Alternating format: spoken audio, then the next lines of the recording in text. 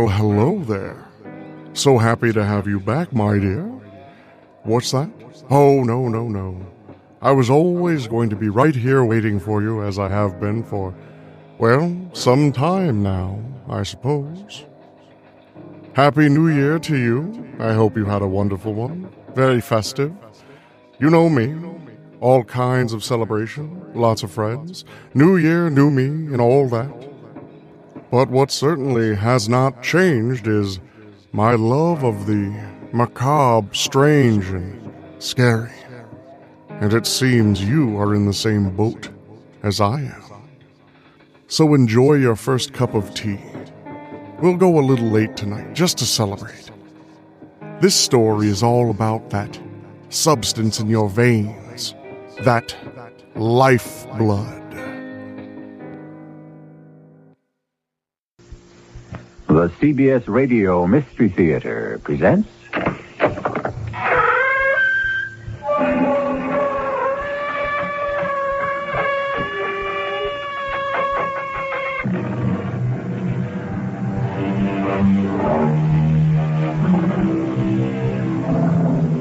Come in. Welcome. I'm E.G. Marshall. We live in an age of scientific wonders. The far-out science fiction of yesterday has become today's reality. And yet, despite these giant strides unlocking the secrets of nature, mankind suffers from confusion and fear. Fear partially engendered by these very scientific advances that are first hailed as triumphs. Why? Perhaps because the science of technology lacks soul. You can't help Amelia. Don't you understand? She's beyond help. If she is, it's your doing, Professor. You and your computers, your laboratories have done this to her. You're too emotional, Gerald. Why can't you look upon this as a noble and successful experiment? Never. I look upon it as a monstrous denial of the human spirit and the destruction of love.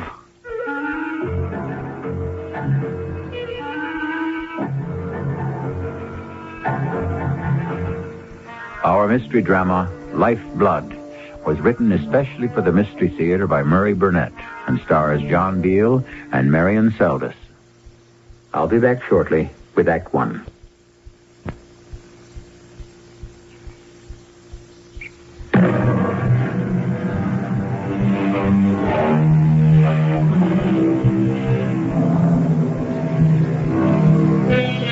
The Bible has it that the Lord created Eve from one of Adam's ribs. Pygmalion fell in love with a statue of Aphrodite and brought her to life as Galatea by his earnest prayers to the gods. I'm sure every man has dreamed of his idea of the perfect woman. Our story today is the tale of a man who made that dream come true. Gerald, you surprise me. You can't be serious when you say you're nervous about seeing Uncle. He may think I'm too old for you. By the way, Amelia, just how old are you? Now that is a question no gentleman asks a lady. You should know that. Anyway, isn't Uncle waiting for you? Yes. And I want you to wait here in the den for me. I'll be right back. I'll wait for you, darling. Oh, nice to see you, Gerald. Now, sit down. Make yourself comfortable. Well, I'm glad my niece has come to visit with me. I see a lot more of you since she's here. Well, that's exactly what I've come to talk with you about, Arthur. Your niece. Oh? Something important? Very. I've asked Amelia to marry me, and she said she would. Oh, no. Now, I've never lied to you, Arthur, and there's certainly no reason for you to... Don't be a fool, Gerald. I didn't mean that Amelia had turned you down. Of course, she accepted you. I don't understand. I know, and I'm reluctantly forced to explain. When you hear why, you won't want to marry Amelia. Impossible. There's nothing you can say about Amelia that would make me love her any less. She's the perfect woman. She's not a woman. What did you say? I said Amelia is not a woman. She's a robot. My creation. You can't be serious. If I had a niece, Gerald, I'd be the happiest man in the world if you and she wanted to get married. You have everything to make a great husband. You're good-looking, successful, intelligent, and you've got integrity. Well, thank you, but we're off the point. Are you trying to tell me that Amelia is a mindless, soulless replica of a woman? And I didn't know it? Exactly. When was the last time you saw a doctor? I see you all the time. I mean professionally. You think I've gone over the edge, huh?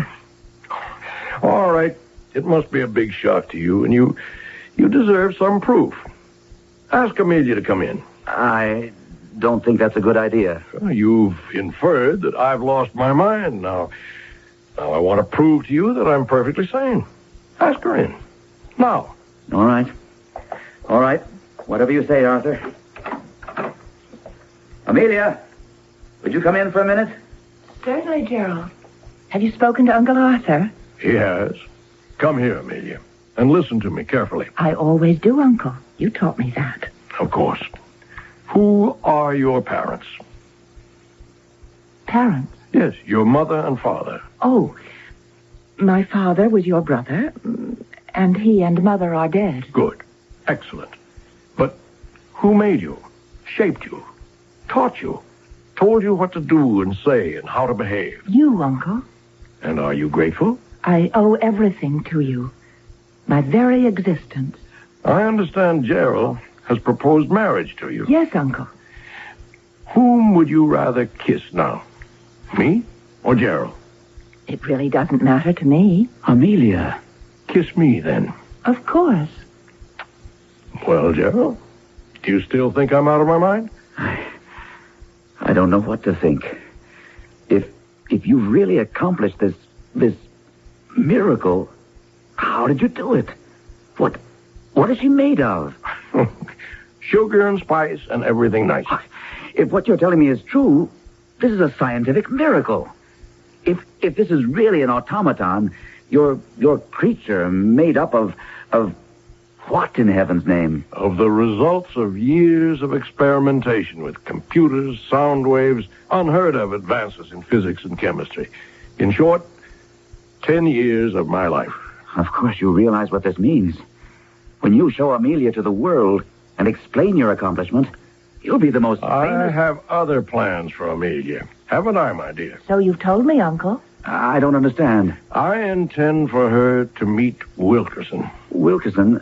What's he got to do with this? What do you think will happen when that Romeo, that woman chaser, sets eyes on this beauty? Tell me that, Gerald. Oh, don't tell me you're still harboring a grudge against Wilkerson for something that happened 10 years ago. Something? Is that how you describe my public humiliation? My being forced to resign as head of the DNA experimentation project? Of being laughed at because of a stupid mistake that wasn't mine? Oh, it's been long forgotten, Arthur. Not by me. Tell me, Amelia, what do you think of Harry Wilkerson? I think he's a most attractive man. Very masculine and brilliant. Oh, I've been a fool. You couldn't help yourself. No man will be able to resist Amelia. No, I mean about swallowing this fairy tale about a robot. You've hypnotized her, that's all. You found a great subject for hypnosis, and... Amelia, my child, come here and bring me a pin. What are you going to do? Prove to you that Amelia's exactly what I said, an unfeeling robot. Oh, thank you, my dear. Now watch as I take this pin... Now be careful. Plunge it deeply and directly into this lovely arm. So. No! Did that hurt, Amelia? Of course not.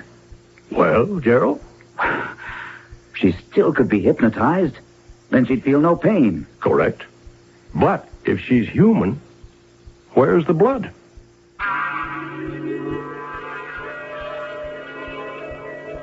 You all right, Gerald? Would you like some brandy? No, nothing, thank you.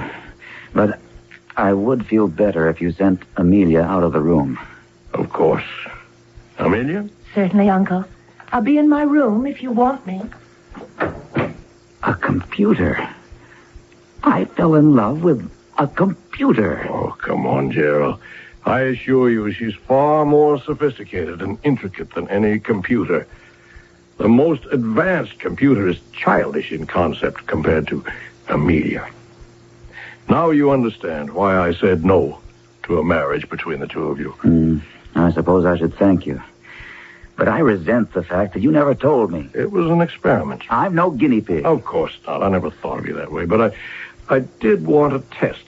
And now that you've seen how successful it was, you can help me by introducing Amelia to Harry Wilkerson. I've got to talk you out of it. Not a chance. Wilkerson's got it coming. For what? Because he failed to stand up and take the blame for a costly mistake on a project that was headed by you? It shows a lack of integrity, but it doesn't deserve the kind of punishment you have in mind. Then you admit it'll work. That Wilkerson will fall head over heels in love with Amelia. No, you're out of touch, Arthur. Wilkinson's already fallen. He's out of his mind about Nita Raven. The ballet dancer? Right. They're practically engaged. So you see that... I'll stack Amelia up against any woman in the world. I tell you, it won't work. You're so blinded by your need for revenge, you can't see it's you I'm protecting. That's interesting. Now justify that. Lord knows what you've created, Arthur. I'm still in shock. But you think you've made the perfect woman. A creature of real flesh and blood. When, as you so graphically demonstrated, Amelia has no blood. And what do you think will happen when that fact is inevitably discovered? At the time, I thought I'd won the argument with my friend, Dr. Arthur Moore. But I underestimated the depth of the passion that drove this brilliant scientist. I'd also underestimated his genius. I'll admit I saw much less of Arthur than before, because I never again could feel at ease with the woman, the thing called Amelia. But a month or so after our conversation, he called and asked me over. I appreciate your coming in such short notice, Gerald, but I promised to make it interesting. You remember Amelia, of course. Of course. How are you, Amelia? Flourishing, thank you, Gerald. It's so nice to see you again. Arthur, I know you don't feel entirely at ease with Amelia, but I assure you her presence is necessary. Come here, my dear. Yes, Uncle. You remember, Gerald, you made a very cogent point the last time we discussed the makeup of our charming Amelia. I believe it had to do with blood. And now, I'm taking this needle. I really object to these demonstrations. They leave me feeling decidedly... For a physician, you're uncommonly queasy. I assure you, it won't hurt Amelia in the slightest. Now, I take the needle, so, and behold, bright ruby red blood. See how naturally it flows? Good Lord, Arthur. What have you done? Eliminated the last obstacle standing between Amelia and her introduction to Wilkerson. Go put a bandage on that, my dear. Gerald and I have to talk. I will, Uncle. Is that real blood? Certainly. Would you care to take a sample for testing? No, I'll take your word for it. How in heaven's name did you do it? I'll make a bargain with you. You promise to introduce Amelia to Wilkerson, and I'll tell you how it works. I've told you, Arthur. I don't want any part of this. Wilkerson's engaged. It's definite. He gave Nita a ring, and the date for their wedding will be announced any day now. What's an engagement or even a marriage to a man like Wilkerson? The minute he sees Amelia, he's going to... Suppose I tell him the truth. I'm going to ask you not to. What I revealed to you was given in confidence, and to save you from humiliation. You at least owe me the favor of keeping quiet. But if this deception would... You owe Wilkerson nothing. And if he's really, sincerely in love with this Nita Raven, he won't do anything about Amelia. But if he does, doesn't he deserve to be taught a lesson? Well... I want your solemn promise that you'll keep this a secret between us. Well? All right. I promise. It's so easy to look back on things you've done and say you shouldn't have done them. But at the time, it didn't seem that too much harm could come from this mad scheme. I also thought that Arthur would have some difficulty in arranging a meeting between Amelia and Wilkerson. I found out quickly I was wrong. We live in a university town. The university has a large and extensive library, but there's also a smaller private library reserved for the use of a small group of scientists. It was there that Wilkerson first saw Amelia. Now, tell me what a beautiful young lady like you wants with that complex scientific treatise you have there. You must have brains equal to your beauty. Thank you for the compliment. But I'm taking this book from my uncle, Professor Moore. Professor Moore, my old boss. Really? Oh, yes. We worked together on a project some 10 years ago. Let me introduce myself. I'm Harry Wilkerson. And I'm Amelia Burke. You left something out. I don't think so. An adjective? You should say the beautiful... No. The ravishing Amelia Burke. I'm afraid you're an incorrigible flatterer, Professor Wilkerson. Harry. And I'm Amelia. Amelia? I need your help. I beg your pardon? I desperately need help. I absolutely must have some refreshment and some female companionship. Or I shall open my mouth and scream and be barred from this library forever. Oh, we certainly can't let that happen. Can we, Harry?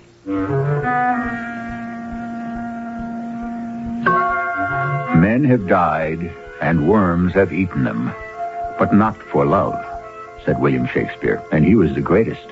However, there have been a number of very fine writers who've written stories about gallant men who have died for love of a woman, but none that I know of who have perished for a robot, at least not yet. I'll be back shortly with Act 2.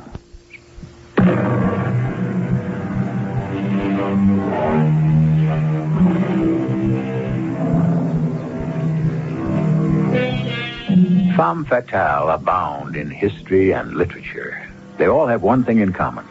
They possess a strange appeal which leads men to follow their siren song down the path to destruction. They also share another characteristic. They are human. Unlike Amelia Burke, who is a robot created for the express purpose of ensnaring one man. And she seems to be succeeding. Who is Amelia? What is she? I'm a woman, Harry. Really a very simple, predictable woman. Oh, let me contradict you. As a man who's not inexperienced when it comes to women, allow me to say that you're completely unpredictable and almost unknowable. If you're trying to confuse me, you're succeeding. All I know about you is that you're the most beautiful and charming woman I've ever met. Thank you. But who are you really? Who are your parents? Why did you suddenly appear on the scene to live with your uncle who never mentioned you all these years? I thought women were the curious sex. Oh, you're unbelievable. We've been seeing each other for 2 weeks, and you've never asked whether I was married or even engaged. Not a single question why we always meet in these little out-of-the-way places. The important thing to me is that we're together. I couldn't have said that better myself. But don't you sometimes long for a little more privacy? That might be nice. I figured you might feel that way, so I spoke with a good friend of mine, a fellow who can keep his mouth shut, and I've arranged for us to have the use of his apartment this Friday afternoon. He's going out of town for the weekend. How does that sound to you? Like everything else you say, Harry. Very nice. Amelia, my darling, you're wonderful. Just magnificent. Thank you, Uncle. Now, I think we ought to recheck your programming for the big date you have coming up on Friday. Who the devil is that? Just sit there, Amelia. I'll get rid of whoever it is. Gerald, it's a pleasure to see you, but you've really come at a time I'm when... sorry if I've interrupted anything. It's important that we talk. Important to whom? To you. Oh. This thing with Wilkerson has gone far enough, Arthur. As a matter of fact, it's gone too far. Well, that all depends on the point of view. Now, I'm not here to argue. I'm here to tell you, Arthur, that you must stop it now. Well, we don't like that very much, do we, Amelia? No, Uncle. Unless you stop. I intend to tell Wilkerson the truth. Calm down a minute, will you? I don't want to hear any of your pseudo-rational... Gerald, if Amelia were a real, as you put it once, flesh and blood woman, would you interfere? Come on, answer, would you? I refuse to answer any hypothetical question. Then I'll answer for you. You wouldn't. And why wouldn't you? Arthur, I've already told you... Because it wouldn't be any of your business. But just because Amelia is something out of the ordinary, you consider it your duty to warn Wilkerson, or better, to make him aware of what Amelia is. I intend to tell him, if that's what you mean. Believe me, Arthur, I'll do it. I believe you, even though you're breaking a solemn promise. But have you ever thought of what Wilkerson will think of you when you come to him with this preposterous, incredible story? I'll make him believe me. You know better. And what's more, I'll see to it that Wilkerson will think you're jealous, that you want Amelia for yourself.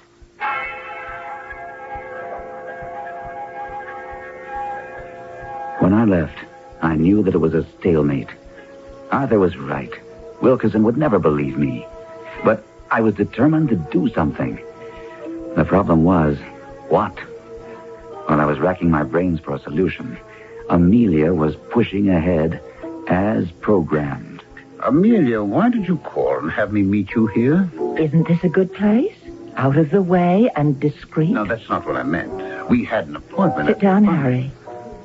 I think we have a lot to talk about. Whatever you have to say could be said better at the apartment. I'm sure you think so, Harry.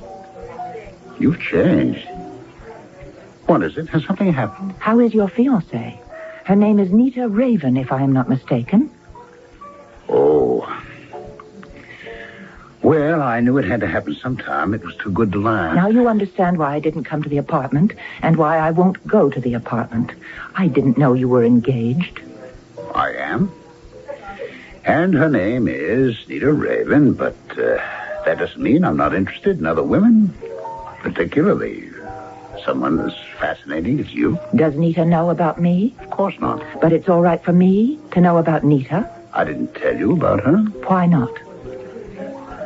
Because you're too important to me. I was afraid that what's happening right now would have happened much sooner. Nothing's happening. Yes, that's what I mean. Oh, Amelia, we're two adults. You like me. Now, don't try to deny it. I see it in your eyes, the way you talk to me. And I am crazy about you. Now, let's forget about everything else and get over to Bob's apartment. You make it sound so simple. That's because it is. You belong to someone else. No one belongs to anyone else. Have you ever discussed that with Nita? Certainly. She knows that when we get married, we both don't stop living. She knows I'm not going to stop admiring beautiful women simply because I'm married. You may admire me to your heart's content, and you can do that here just as well as in your friend's apartment.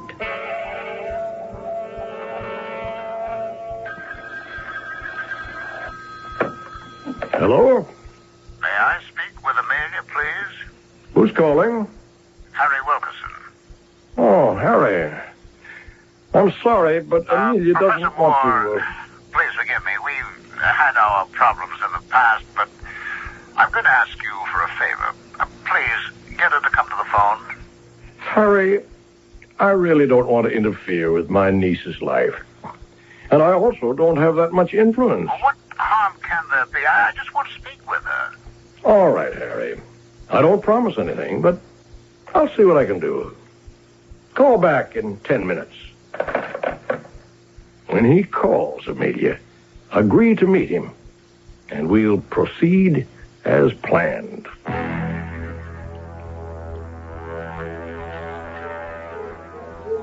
Amelia, I hope you notice where we're meeting. Very nice. A pleasant change. You haven't thanked me for coming. Oh, you're something else. You really are. You refuse even to speak to me for 3 weeks, and then I finally get your uncle to bring you to the phone. Well, look, I've broken my engagement to Nita. Poor Harry. I don't want your sympathy. I want your love. My love has to be earned. Don't you think I've earned it? These past 3 weeks, I did everything I could to put you out of my mind, and look what happened. I don't know. Oh, I'd be driving to my laboratory. I'd see a blonde head in a taxi cab with another car, and... Well, I couldn't wait to pass the car to make sure that it wasn't you. Do you know how many times I run across the street because I thought I caught sight of you on the other side? You sound angry. Well, I am. It's never happened to me before. Not even with Nita? let's forget about Nita, shall How we? did she take the news when you told her the engagement was off? I did not come here to talk about Nita. I'm here to tell you that we're having dinner every night this week and that we're spending the weekend at Lake Ferris. We're invited by some friends of mine who are anxious to meet you. I have plans for the weekend. Cancel them. I'm afraid I can't. Oh, really? I can break an engagement, but you can't even change an appointment? You seem to be under the impression that I asked you to break your engagement. Look, I think it's time we level with each other. You never asked me to break my engagement, but you made it perfectly clear that the only way we could have any relationship was if I gave up Nita. I was honest with you about my feelings. You can't fool me about yours. I know you're attracted to me. You going to deny that? No, I am attracted. All right, now we're making progress. I've broken a commitment, and I expect you to break... Why do you make this sound like a business deal? I thought you were more romantic. Well, I'm upset. I've never felt this way about any woman in my life, and at the same time, there's something about you that bothers me. I think you made a mistake. What? You've changed. When we first met, you were relaxed and happy. You made it clear you liked me, and you hoped I would like you. I did. Well, now you're a different man. Uptight, grim, distracted. I think you feel guilty about breaking your engagement. And if you do, there's no future for us. Oh, now, wait. Thank you for the lunch. Think about what I said, Harry, and then call me. I promise I'll answer the phone.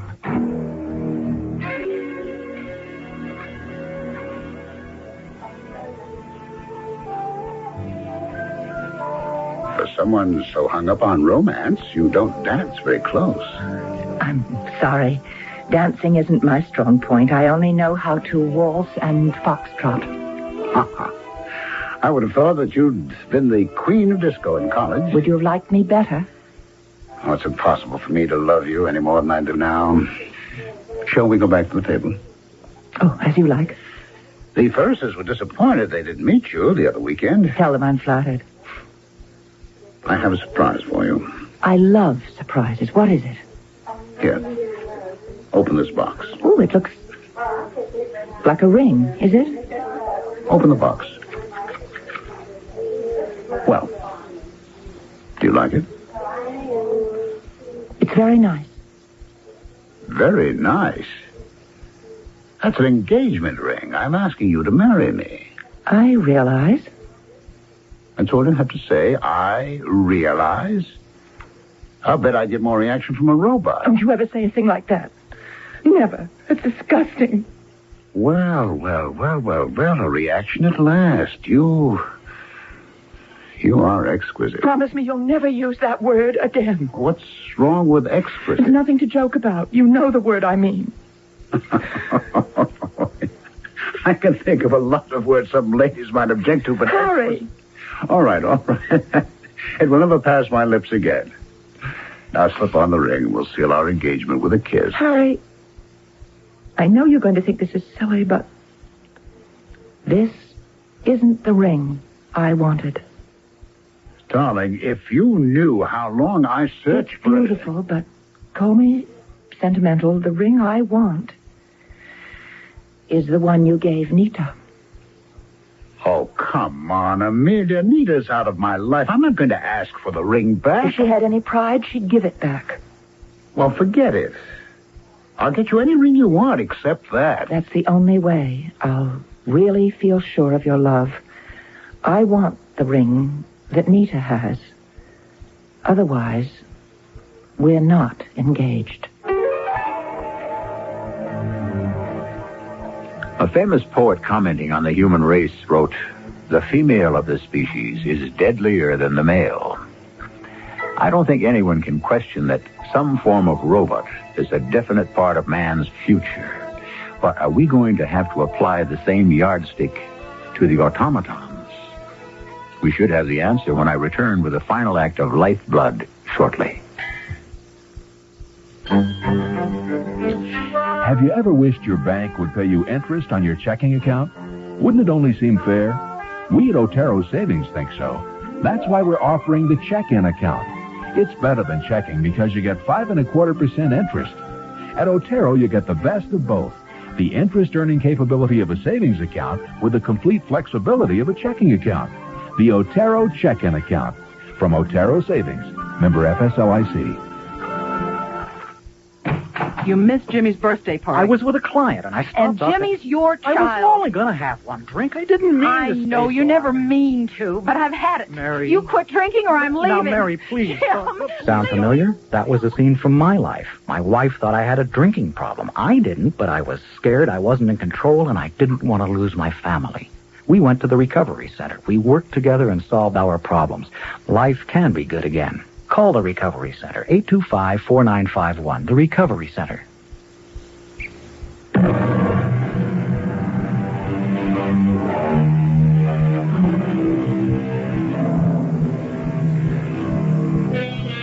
Perfection is the goal of many driven people.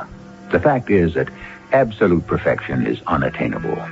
It should be, because if you stop to consider, life with a perfect man or woman would be rather formidable. Harry Wilkerson doesn't think so. He's fallen in love with a perfect woman, Amelia Burke.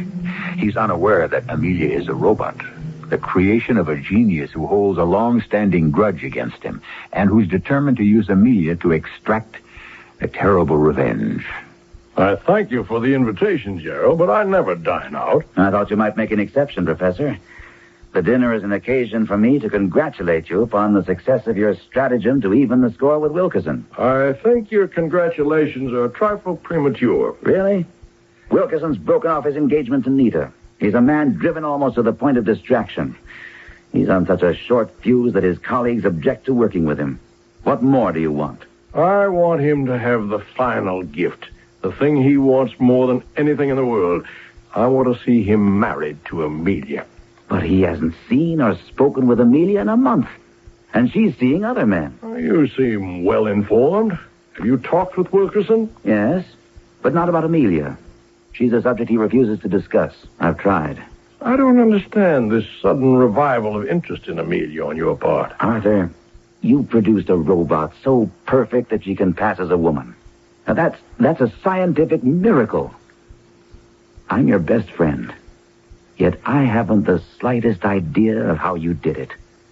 In my position, wouldn't you be curious? Well, this is my life work. You're a physician, and quite frankly, the process is so complicated, it would take weeks for me to explain the various intricate and even dangerous steps I used to create the finished product. Well, couldn't you simplify parts of it for me?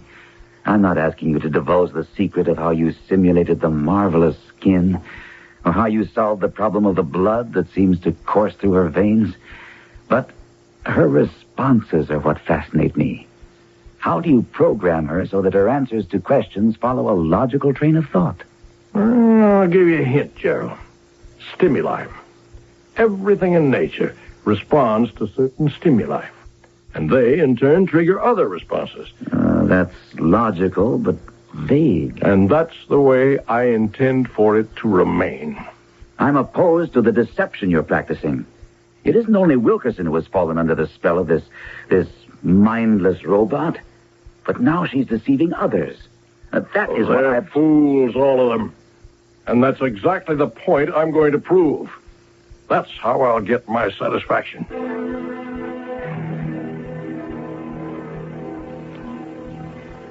Of course, Arthur was right. After long hours considering how I could expose Amelia as a robot, I hit upon the idea that the weakness was Amelia herself. Because of my own experience with her, I had some understanding of how she'd been programmed. I felt that perhaps I could disturb her pattern enough to expose her. But I had to get her alone. Arthur rarely went out. He monitored her phone calls.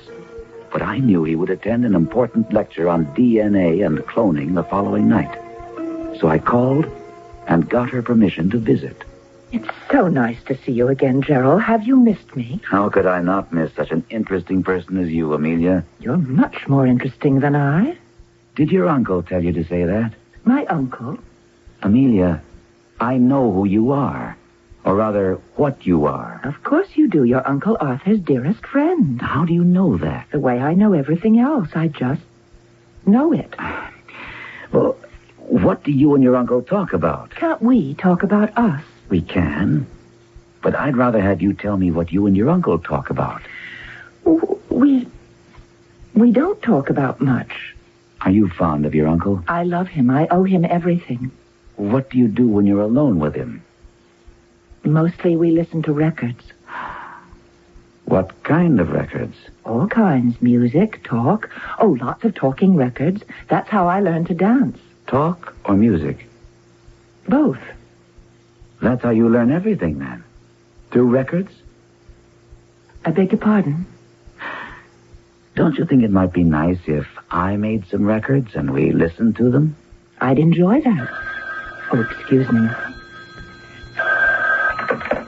Hello? Oh, Harry, what a delightful surprise. Of course I mean it. I mean everything I say to you. Oh, that's ridiculous. We're not playing a game. There's no winning or losing. Of course I missed you. Yes. Yes. I'll be there. Was that Harry Wilkerson? Yes, and he has wonderful news. I'm sorry, Gerald, but I must leave now. I'm going to meet Harry. You can stay and wait for Uncle if you like. I'm sure you understand.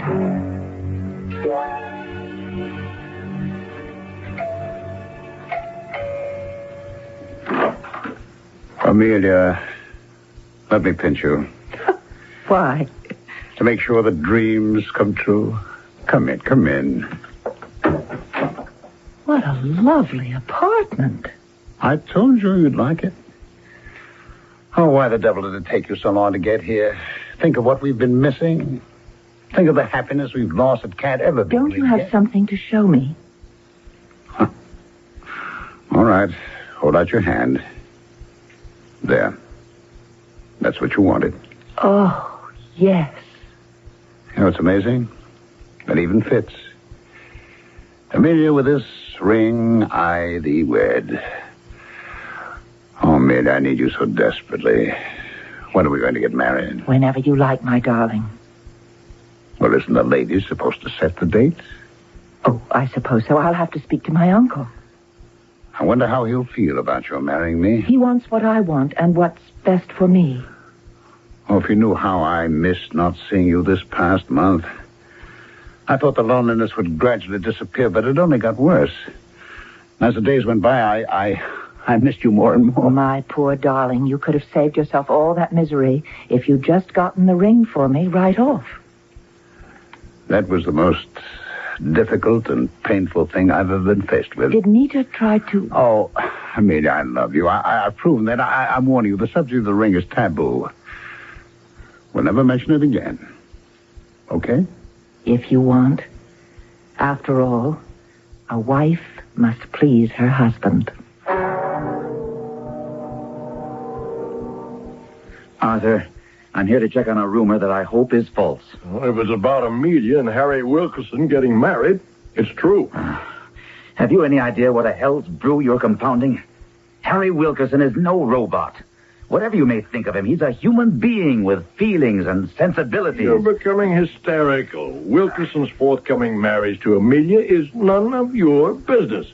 That you persist in making it so leads me to conclude that you're not entirely over your early infatuation with Amelia. Oh, you really believe that, don't you? Of course. And as Amelia's creator, I can understand it. She was designed to be irresistible and also controllable only by me. She was created to please men, and she has. Arthur, I implore you, as a friend, as someone who has your best interest at heart, give up this insanity. I know you're sincere, Gerald, but nothing you say or do will make me change my plan. And what happens when inevitably, at some time in the future, Wilkerson discovers the truth about Amelia? Now, that's an interesting speculation. I'm looking forward to that day. What do you suppose he'll do? I have no idea. But what will you gain? If you told Wilkerson the truth now, wouldn't that be humiliation enough for him? And satisfaction enough for you to know that you have so completely fooled a scientist like Wilkerson that... Save your breath, Gerald. Nothing you say will stop me from walking down that church aisle tomorrow to give the bride away.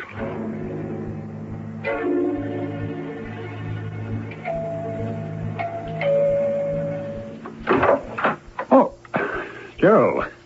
Oh, you've caught me at a terrible time. Didn't you know that I'm getting married in an hour? Not if I can help it. What the devil is it? Harry, your marriage to Amelia will be a disaster. It's simply a plot on the part of Arthur Moore to make a fool of you. Have you lost your mind? Amelia is a mannequin, an automaton, a robot, programmed by Moore. Gerald, I can see you believe that. I'm sorry for you. I don't know what's caused this aberration, but I'll prove it to you. Look, I'm meeting my best man in 45 minutes. I'm already late. If you're a scientist, you'll at least let me prove the truth of what I'm saying. Well, how do you propose to do that? And just meet me at the church in half an hour. But don't let Arthur Moore or Amelia know that you've arrived. I conceived a wild plan, but it was the only thing I could dream up. I raced to the church, praying that Moore's eagerness would have him bring Amelia early. When I saw I was right, I stopped in the minister's study briefly, and then entered the room where they were. Gerald, what a surprise. Come to say a last fond farewell to the beautiful bride? Something like that. And also to ask No more pleading with me to... Oh, excuse me, I see that I'm wanted in the minister's study. I'll be right back, my dear. And don't be too nice to our dear friend Gerald. Amelia, come with me Where? to meet someone you know and like. Quickly now.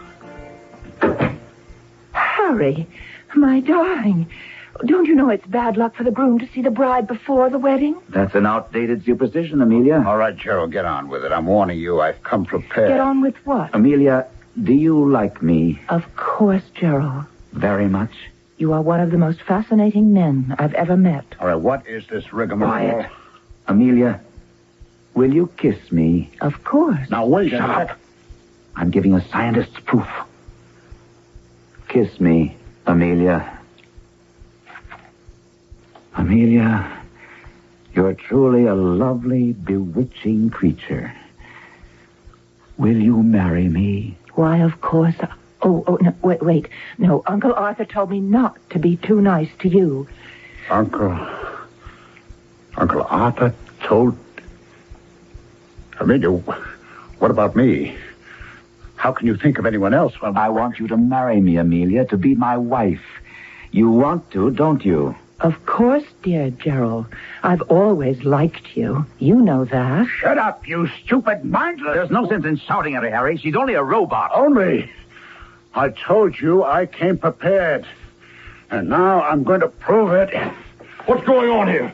Wilkerson, what have you lost your mind? Put that knife down. Not until I've destroyed your monstrous creation. Now watch while I rip her insides out. Stop him, Gerald. Somebody. There! Right where your heart is supposed to be, and there! And there! Stop it! Stop it, Harry! Stop slashing at Amelia! Look! Don't you see? The professor is bleeding also. Gerald, maybe you were right. Harry, get an ambulance here immediately. Move, man! Too late, Gerald. The knife has gone too deep. Too much loss of blood. Don't talk, Arthur. It doesn't matter now. You see, I was telling the truth when I said I gave 10 years of my life to Amelia. I did give her life, Gerald. My own life's blood.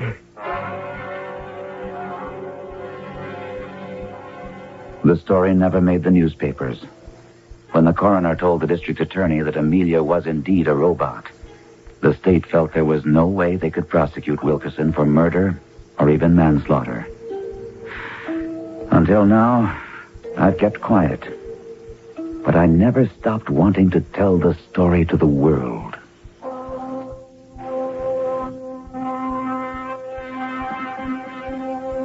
And quite a story it is. Harry Wilkerson resigned and left town quietly. You may take the story as a fairy tale, a horror story, or as a warning. The choice is yours. Oh, and there is another aspect to this story that should be considered. I'll be right back to explore it with you.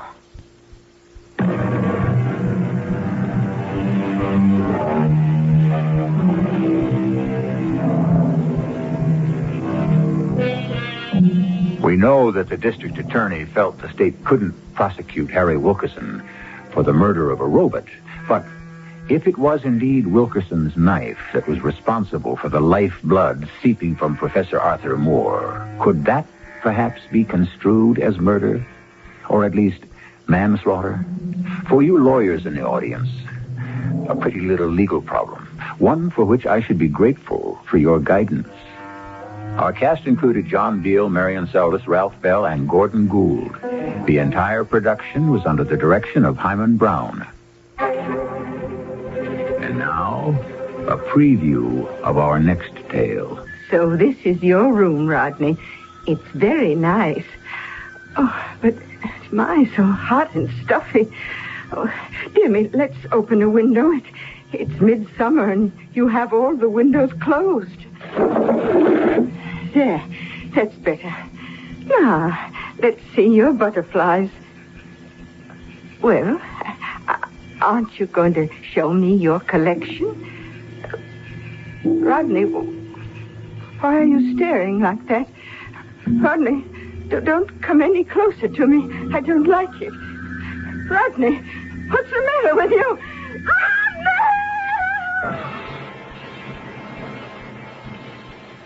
Until next time, pleasant dreams.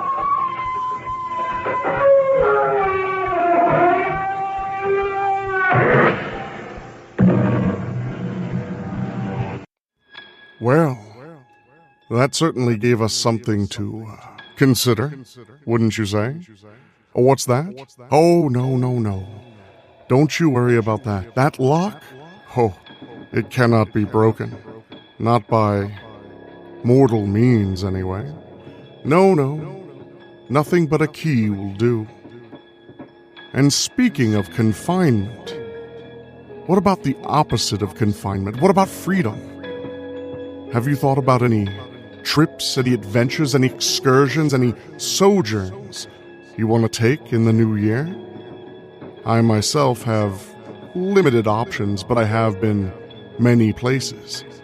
I suppose I'm on a vacation from life.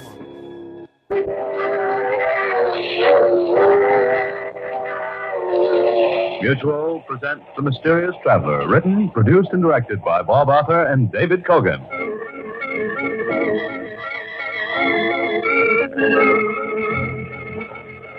This is The Mysterious Traveler, inviting you to join me on another journey into the realm of the strange and the terrifying.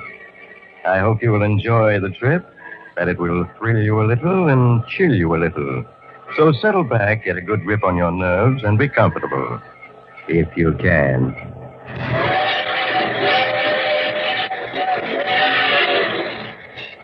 By the way, did you have a good vacation this summer? A nice quiet time, no unusual excitement, no unpleasant event that shook your nerves so that you jump when a strange hand knocks on your window at midnight or slow, heavy footsteps come up to your door? That's good. Then you're in shape to go on another vacation with me tonight. It's the story I call Vacation from Life. The spot I have in mind for your vacation is a tiny harbor along the northern Maine coast. An isolated beach, reached only by boat from the nearest town 2 miles away. And so lonely, there's only a single cottage. But it's going to be vacant soon. The present owner won't be needing it after tonight. My name is Matthew Clark. I am 40 years old and I teach Greek in New York City. I suppose you could say I'm a typical professor since I wear glasses, stoop a little, I'm absent-minded at times. And as my wife has said so many times in the 10 years we've been married, I hardly know a screwdriver from a monkey wrench or how to replace a burned-out electric light bulb. A fumbler. That's her favorite word to describe me. Well, she's going to find out it's not true. But I mustn't get excited.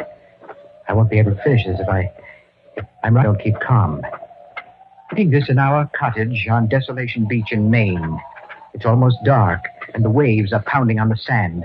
The wind is rising. There's a real northeaster coming. But 4 days ago, when I came up here to open the cottage, the sun shone, the water sparkled, and except for the driftwood and seaweed along the beach, there wasn't a hint of the fierce storms that can lash this shore. I made sure that the cottage was in good shape, aired the rooms, and put away the stock of provisions that Seth Thompson had brought from me from the village in his boat. And then while I waited for Seth to call for me, I walked along the beach, poking into the piles of driftwood like a boy searching for treasure. And I found it. I found something that set my heart to pounding and brought a flush of excitement to my face. Something that roused my imagination to a feverish pitch. It was a mine.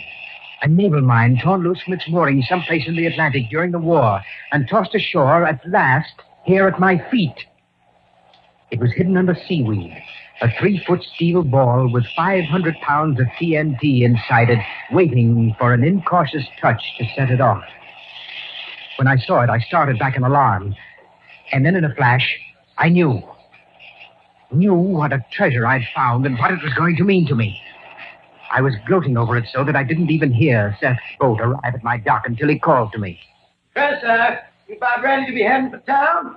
I turned to see Seth stepping down off my dock. I hurried toward him. Yes, Seth, I'm ready. I was just stretching my legs while I waited. Seen you poking around that driftwood. I figured maybe you'd found something worthwhile. Seth, what I found was a very dead codfish, an extremely odorous one. Well, here's the boat. I'll get in. Professor, for Pete's sake, don't never step right on the gunwale of a boat when it's rocking. You'll either fall into the boat and break a leg or over the side, maybe drown. Oh, yes, of course. You've told me that before, haven't you? Not more than 11 times. Yeah, I'll hop in first. Now, give me a hand. That's it. Now, jump down here beside me. Look out. Oh! Oh, Professor, when you lose your balance in a boat, don't ever grab the engine. It's usually hard. Let me see how bad you burned your hand. Well, it's not too bad. It was clumsy of me, though, wasn't it? Yeah, it was. The burn ain't bad. Just a little engine grease and fix it up. There. Now, you sit down back there. Very well, sir.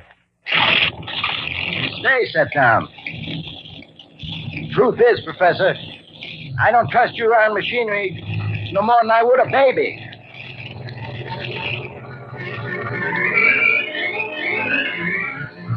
My hand burned painfully, but I was too elated to notice. All the way back to the village, and then by train to New York, thoughts and plans raced through my mind. I formulated and discarded half a dozen schemes until the right one came to me. So simple, it would be impossible to go wrong. And then I fell asleep as peacefully as a child. In New York next morning, I hurried down to 10th Street to a tiny apartment 6 flights up and eagerly rapped on the brass knocker.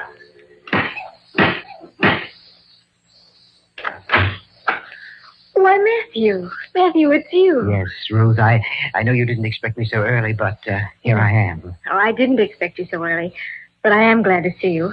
Won't you come in? Thank you. I'll make you some coffee. Sit down and be comfortable. I'll only be a moment. As Ruth bustled around making coffee, I sat down and relaxed. The tiny apartment was soothing. There was an atmosphere of peace and quiet about it that delighted me, and Ruth herself delighted me even more. She was small, charmingly feminine. She was a teacher, too, of ancient history. We'd met during one of my summer lectures at the university and quickly found much in common. One of our favorite pastimes was to discuss the life of the ancient world. Perhaps the Punic War or the history of Greece. She from the standpoint of a historian, I from that of a student of the language and literature. Here, Matthew. Drink this. It's hot and strong the way you like it. Thank you. Oh, look out. You almost dropped it. Why, Matthew, you've hurt your hand. What have you done to it? It's just a little burn, nothing to worry about. Matthew, you must take care of yourself. I'm going to fix that burn. Have some lotion right here and bandages. Just sit and drink your coffee while I take care of it. And tell me all about the cottage and the trip and everything. The touch of her fingers was amazingly soothing, and as she bandaged my hand, I told her of my trip, though I said nothing of the mine that I'd found on the beach. She listened to me as a woman should, with interest and appreciation. She made me forget my clumsiness, my awkwardness at conversation, I cannot deny it, my insignificance in the world. No wonder I loved her with a devotion that my friends would have thought impossible in poor, dull, dry Matthew Clark, professor of Greek. It was with reluctance that I said goodbye when I'd finished my coffee. I know you have to go, Matthew, but sweet of you to drop in. You know that I'd come oftener if I could, Ruth. Of course, Matthew. I understand. Will I see you again before you take your vacation? Of course, my dear. I'll stop in day after tomorrow. And, Ruth... Yes, Matthew? I hope to have some news for you then. Some good news. Oh, Matthew, you mean... Yes, my dear, I hope so. But for now...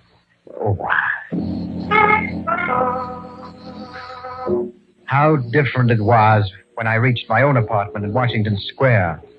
Louise, my wife, greeted me with a brisk contempt, which has been her attitude toward me almost from the first week that we were married. Is that you, Matthew? Yes? Oh, so you're home. Yes, I'm home. Safe and sound, my dear. Safe, but not completely sound, I see. That bandage on your hand, what did you do to yourself this time? Oh, I burned myself slightly on the engine of Seth Thompson's boat. Well, you wouldn't be you if you didn't hurt yourself somehow. Who put the bandage on? I see it's fresh. A very nice young lady in the drugstore at the station fixed it. You see, I stopped by to buy some ointment. Never mind the details. Now, I suppose you want me to drop everything and fix some breakfast for you. Oh, no, my dear, no. I had a cup of coffee at the drugstore. Well, thank goodness for that. Well, how's the cottage? I suppose it had been broken into and half our things stolen. Oh, no, it was in fine shape. One of the shutters was blown off, that was all. What about the electricity? I suppose you forgot to have it turned on. No, my dear, I attended to that first thing. The place is ready and waiting for us. Well, I can hardly believe you haven't forgotten something. But I can't stand here talking. I have things to do. I suppose you'll want to rest. Yes, I would rather like a nap. I didn't sleep so very well on the train. Very well. I'll see you at dinner. There's something else I want to talk to you about. But it can wait. Something else she wanted to talk about. Well, there was something else that I wanted to talk about, too. I was sure it would do no good, but I had to mention it. I didn't see Louise again until dinner, and then she wasted no time in coming to the point. Matthew, I wanted to speak to you about your insurance. My insurance, darling? I said insurance, didn't I? Wish you wouldn't repeat my words after me like a parrot. Well, I'm sorry, Louise. It's just that I rather think I'm carrying all the insurance I can afford on the teacher's salary. On a teacher's salary. That's exactly the point. I suppose something happens to you. What's to become of me? You certainly haven't been able to save anything. There is my life insurance. $5,000. A pittance in these times. No, Matthew, you must take out more insurance. With your ridiculous faculty for getting hurt, you might easily kill yourself at any time. Well, that's a rather callous thing to say, Louise. It's practical, that's all. Now look at your burned hand. You might just as easily have fallen overboard and drowned as fallen against the engine. Louise, I'm not a child. Which brings me to something that I want to say. Well, say it then. Louise, for some time I felt that you were dissatisfied with me as a husband. Indeed. Go on, Matthew. You seem to look upon me as a rather feeble-witted creature whom you must constantly admonish. I'm sure it can be no pleasure to you to be tied to such a man as you think me, Louise. What are you driving at, Matthew? Well, you have a very fine intelligence and great energy, and you deserve to be a free woman, able to carve a better place for yourself in the world. Yes. You're a handsome woman. You could easily find a husband more worthy of you. Someone like that insurance agent, Kurt von Walter, for instance. And just why do you mention Kurt von Walter? Well, it's just as an example. He's obviously attracted to you, that's all. And so you think I should divorce you? Well, I can't help feeling that you'd be much happier if you did, Louise. Possibly I would be. But I know my duty. Without me, Matthew, you would be quite lost. I'm sure you'd manage to kill yourself somehow within a year. I'm your wife, Matthew. And your wife I shall remain until death, as they say, do us part. Until death do us part. Well, I had tried. I'd done my best to save her. Now I had to go ahead with my own plans. After all, I had a right to some happiness, too. I may be a professor of Greek, but I'm also a man, with a man's ability to love and hate. Yes, to love Ruth and to hate Louise. I hadn't even known how fiercely I hated her until after I'd met Ruth. And then hatred had welled up in me with a violence that had astonished me. Some men might put up with such a woman for a lifetime, but I'm not one of them. They are the weaklings of the world. Men, real men, take what they want from life, and I was determined to be such a man. The next day, I did as Louise insisted. I called upon Kurt von Balter, the blonde, handsome refugee who has become so Americanized that he speaks better English than most Americans, and who sells life insurance to men by flirting with their wives. I don't like him. His easy self-assurance and blatant masculinity revolt me. But my business didn't take long. There you are, Mr. Clark. An accident insurance policy for $20,000. Payable to your so charming wife without a fuss of red tape. Yes, I think it's a waste of money, but Louise wanted it. Who can say what will happen in this uncertain existence, my friend? Up there in Maine, the fierce tides, the slippery rocks, the great storms. At any moment, an accident may snatch a man's life from him. Yeah, I suppose so, but I don't know why Louise looks upon me as such a child. She's just as apt to get hurt as I am. Very true. So why not a policy to insure her life as well? Kurt, I'm just an underpaid professor. I can hardly throw money around for insurance as easily as all that. All the more reason you need it. If something happened to the lovely Mrs. Clark, if I say, well, the expenses would bankrupt you. I guess they would. So let me write a joint policy to cover both of you. The premium will only be a little more. Well, all right. I suppose it is the practical thing to do, and Louise always likes to be practical. Of course. When do you leave? Tomorrow evening from Grand Central Station. I'll give myself the pleasure of seeing you off. I may be able to help with the baggage. And for now, au revoir, my friend. So that was that. A fumbler, was I? Incompetent, unable to plan, born to fail in anything. Louise would see her life was insured in my favor for $20,000, and Kurt von Balter would have to testify that he talked me into it. $20,000. What freedom that would give Ruth and me.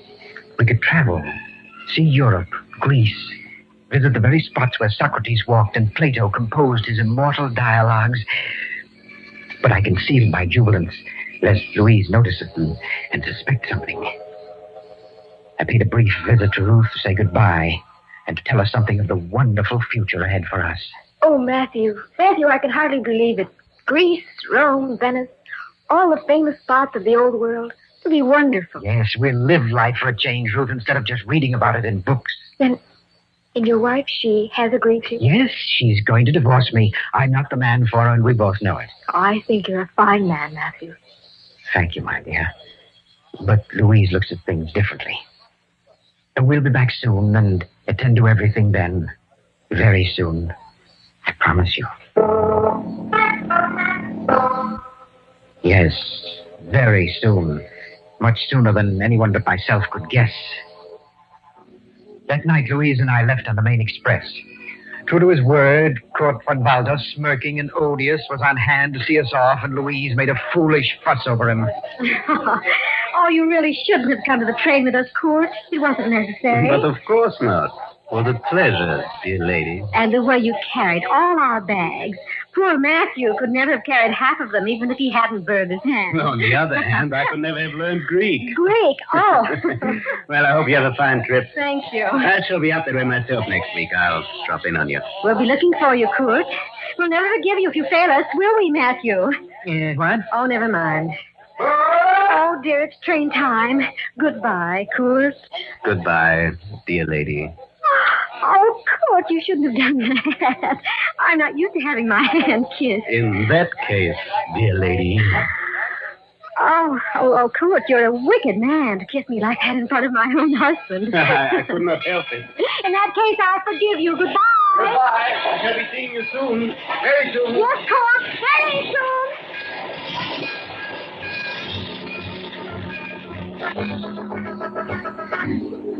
I pretended not to notice Louise's ridiculous flirting with Kurt von Balder, and we went to our drawing room.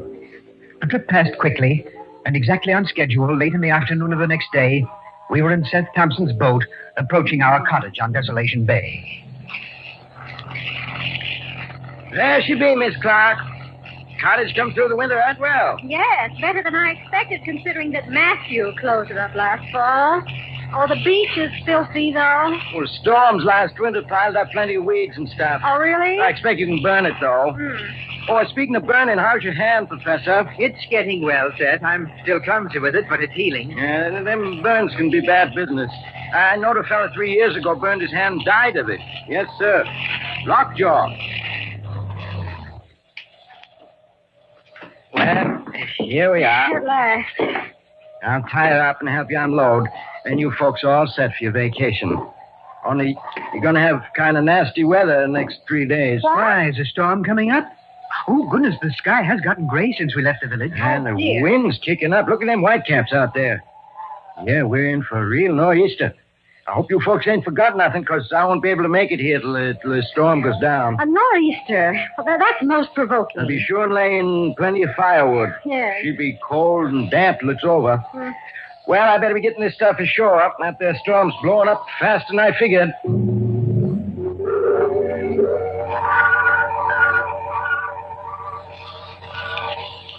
Just listen to that wind. We might at least have had a few nice days to begin our vacation. It is too bad, my dear. Well, you don't seem very concerned about it. If anything, you seem to be quite happy that we're going to have a storm. No, but I'm not. Oh. Now, let's see, everything's put away. Matthew, why didn't you have the phone installed as I asked? The price of running a wire out this far was prohibitive, Louise. Oh, money. I'm so tired of not being able to do what I want because it costs too much. Oh, well. Matthew, we need firewood. It's getting very cold, and all we have is that big log beside the fireplace. Yes, of course. I'll go pick up some on the beach. I'll be back in 10 minutes. I hurried out of the cottage. The wind howled and the waves were pounding on the beach, sending white foam flying. I strode along the hard, packed sand, exultant. Everything was working to help me. The storm, my burned hand, everything was combining to aid me, as if I'd planned it so. 100 feet from the house, I found the mine, just as I'd left it, hidden beneath the seaweed. A 3-foot globe of concentrated death, nestling among the driftwood of seaweed and dead fish, covered with barnacles, so innocent looking, so deadly. Carefully, I lifted the seaweed I'd placed on top of it and exposed the detonating horns, those deadly knobs of metal sticking up from the mine and spelling death to any ship that touched them. Next, I found several pieces of wood nearby, just the right size for our fireplace, and pulled from the sand a length of rope, which once had anchored a fisherman's lobster pot. And now came the dangerous part. I had to fasten several pieces of the firewood to the detonating horns of the mine, using the rope to tie them fast. With the wind blowing steadily stronger and the storm coming closer, I worked as delicately as a surgeon. A fumbler was I. Not now. In 5 minutes, the job was done. The driftwood tied securely to the detonating horns. A super booby trap for anyone seeking firewood on that beach. A strong pull on one of the pieces tied to the mine. And afterwards, what evidence would there be? It would be tragic, of course. But really no one's fault if Louise stumbled into a mine while walking on the beach. I'd mourned for a while, and then married dear, sweet, adoring Ruth. I was finished. I put seaweed back to cover the mine, leaving the driftwood on top, where it'd be easy to see and pick up. And then I hurried back to the cottage, and my heart was pounding in my chest with a noise like the thunder of the waves as I flung the door open and entered. Well, Matthew, where's the firewood? I'm sorry, Louise. It hurt my burned hand. I couldn't carry anything back. I might have known it. You can't even bring in firewood, you fumbler. But I did gather some. I left it on top of a pile of seaweed down the beach, but I couldn't bring it any further. Now I suppose I have to go get it. Well, I'll help you, but I can't pick the sticks up alone. Oh, no, Matthew. You stay here and get the fire started. Maybe you can chop some splinters off that log, even if you can use only one hand. Of course. I'll have a fine fire going when you get back. I can handle the axe with one hand. You see? Matthew. Huh? You're acting rather oddly. Your face is flushed. I wonder if you could be getting a fever. I don't think so. Well, then on top of everything else, I'd have to nurse you. I'm perfectly all right, Louise. And I'll have this log chopped by the time you get back. What have you done? The axe slipped. I cut my leg. Help me to the chair. Here, take my arm. Here. Now sit down. There. Now let's see. Oh, my Louise. Look at all the blood. It's a deep cut, I can tell you. Oh, sit still, Matthew. I can't tell a thing with you squirming so. Oh, it's now let me... bleeding so. Look, it's coming out in little spurts. Louise, do something. I'm very much afraid, Matthew, that you've cut an artery. Huh? An artery? Oh, no. I always knew something like this would happen someday. Louise, don't just stand there. Do something. Put a tourniquet on my leg. No, Matthew. No? What do you mean? I mean that fate has obviously intended you to die, and I don't propose to interfere. Louise, I don't understand you. What are you saying? Matthew, listen to me. When you said the other day that I should be married to someone like Kurt von Walther, you were perfectly right. I love Kurt, and he loves me. He said so. Louise, you're joking. Now do something about my leg. I'm bleeding to death. Yes, Matthew, you are. But I was talking about Kurt von Walther. If I were free, he'd marry me. I know he would. But not if I were penniless. He's European, and they're practical about such For the things. love of heaven, Louise, put a tourniquet on my leg. I know it's hard for you to grasp, Matthew, but I'm not going to lift a hand to help you. But you've got to. You're my wife. I won't be for long. Soon I'll be your widow. And I'll have a dowry of $25,000 to bring to court. You're mad. He's not really interested in you. You don't know what you're doing. I do. I'm being completely practical. When I urged you to take out that insurance, Matthew, I think I was hoping something like this would happen. Maybe I was even planning to make it happen. I'm not sure. But now it has happened with no help from me. I have a right to love and happiness for the real man, and I'm taking it. Louise, please help me. Matthew, I'm going outside now. I'm going to watch the storm come up. I'll be gone at least half an hour. Then I'll bring back some firewood. If when I come back I find you beyond help, I'll be terribly shocked and distressed. But there won't be a thing I can do about it. Oh, no, Louise, wait. I have something to tell you. I'm not interested in anything you have to say but now. It's important. You mustn't go out. You mustn't pick up any firewood. Goodbye, Matthew. Louise, come back.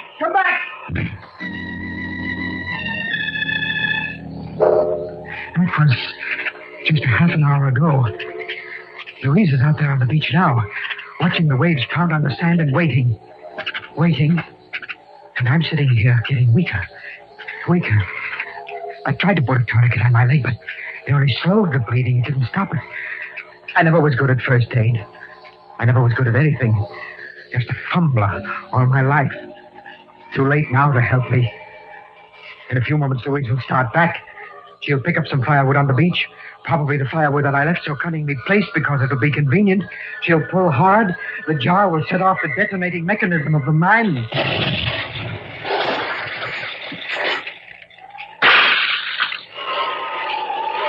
Yeah. It was the explosion and broke the window of the cottage. My scheme worked. It worked. So I'm not such a complete fool after all. But I'm getting weaker. I can't write anymore. I just want to say that this is my last will and testament. $25,000 from my insurance policies I leave to the Handicraft Foundation for Boys, to be used in teaching boys how to do things with their hands. I especially direct that it be used in teaching first aid and the use of tools, especially axes. Every boy should know how to use an axe without cutting himself.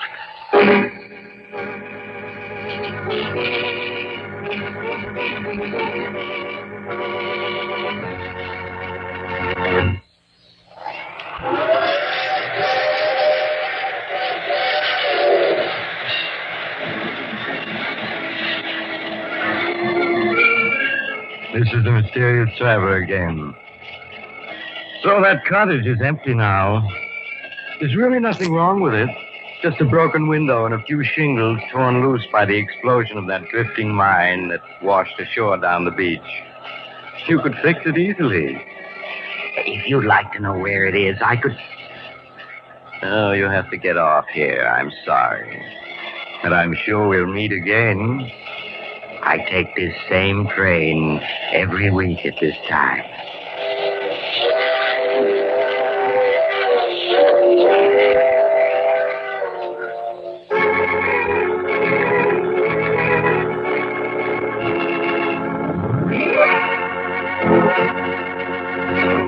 You have just heard The Mysterious Traveler, a series of dramas of the strange and terrifying. All the characters in today's story were entirely fictitious, and any resemblance to actual persons, living or dead, was purely coincidental. In the cast today were Maurice Toplin, Eric Dressler, Vicky Vola, Helen Titus, and Stefan Schnabel. Original music was played by Paul Taubman. The Mysterious Traveler is written, produced, and directed by Bob Arthur and David Kogan. Well, my dear, it looks like you could use a little bit more tea, and the fire could use a bit more wood. Yes, in this room right now, so many things are being consumed virulently, and fair enough. The winter, the cold, the dark, it's a very hungry time for man and beast, and of course, beyond. But let's talk a little bit more about fear, because this story I picked out very special. You see, when a story is great, but it's performed even better, that, my dear, is when murder comes to life.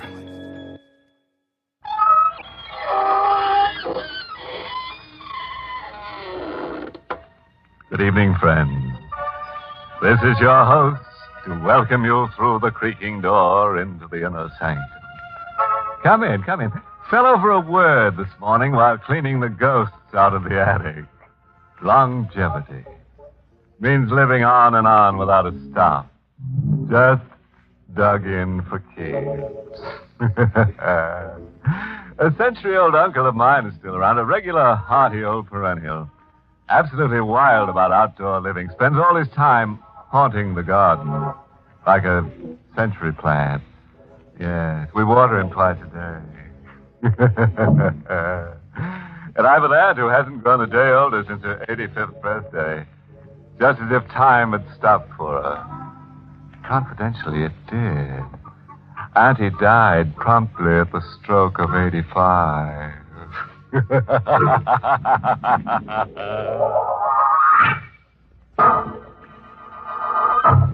Tonight's Inner Sanctum Mystery, Murder Comes to Life, was written by John Robert and stars Charles Irving in the role of Jean, with Santos Ortega as Sorrowful. And now for our weekly dizzy spell. We're aboard a ship, the SS Monterey, entering San Francisco Harbor. A lone deckhand leans over the rail, brooding into the fog. He tenses suddenly, as if keying his ears and mind to a sound in the sea. Jean LeBlanc. Jean LeBlanc. The seaman shakes his head as if the name glances off him meaninglessly. He moves a hand across his face, as if removing mists that cloud his vision, as if desperately anxious to accept the identity Jean LeBlanc as his own. Jean LeBlanc. Is it my name? A name I forgot long ago when I fell apart. And if it is my name, why can't I accept it and believe it? Why do I insist I'm someone else and run? Jean LeBlanc. Everywhere I've gone through the years, the names pursue me, demanding that I stand my ground and face it everywhere. Lisbon, Bombay, Tripoli. And the last time in a bar, in an island port where forgotten men drift to forget. Hello, John LeBlanc. That name. Wherever I go, I hear it. Wherever I go, it whispers at me, shouts at me. It's driving me crazy. It's your name, mister. Running from it will get you nowhere. You're Jean LeBlanc. But I'm Belmar. My name is Belmar. You're Jean LeBlanc, San Francisco, USA. You've been shuttling from island to island on the bum like a man without a country. But you're Jean LeBlanc, San Francisco, USA. You're as sure as that? I ought to be. We've traveled around the world and back together. You a step ahead, slippery as an eel, and me on your tail. You've been following me, you say? Like grim death. Why? $50,000. That's the price you'll fetch. Look wherever you are. You've got to stop following me. Sure, I'll stop, LeBlanc. When you stop running. I'll make you stop if I have to kill you. A gun, huh?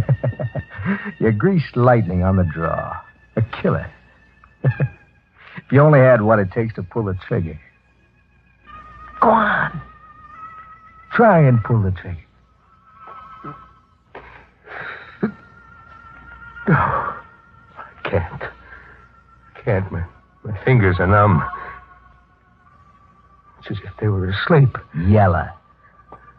When the chips are down, just as you've always been. But my fingers aren't numb. Here's proof. There was an iron bar crashing against my skull. A hole opened in the earth, and I plunged through it.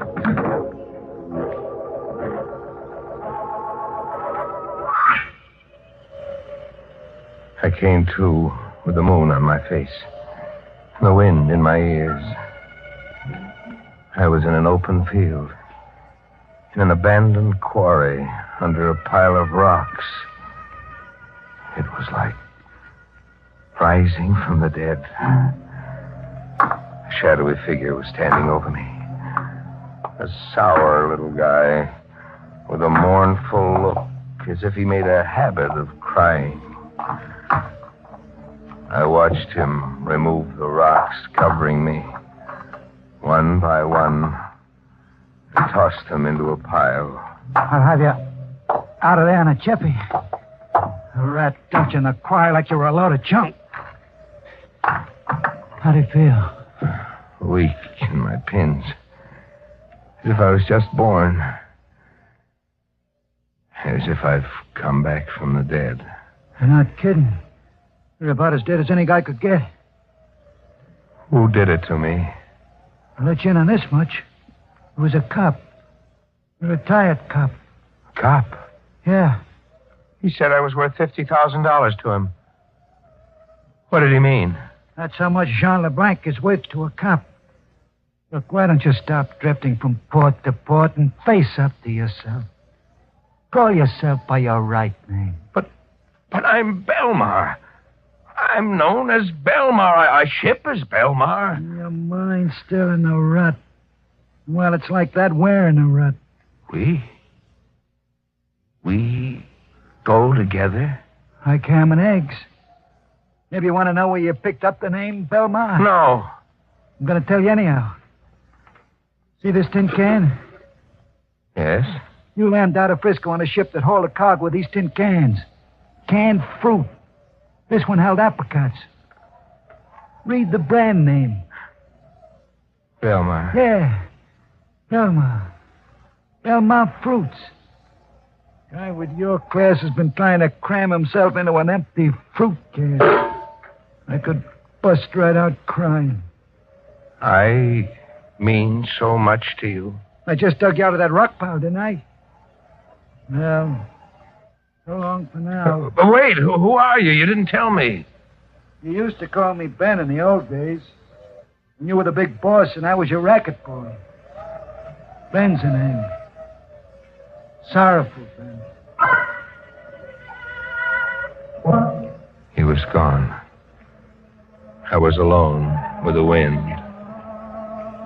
There was a battered tin can beside me, wearing a label that read, Belmar.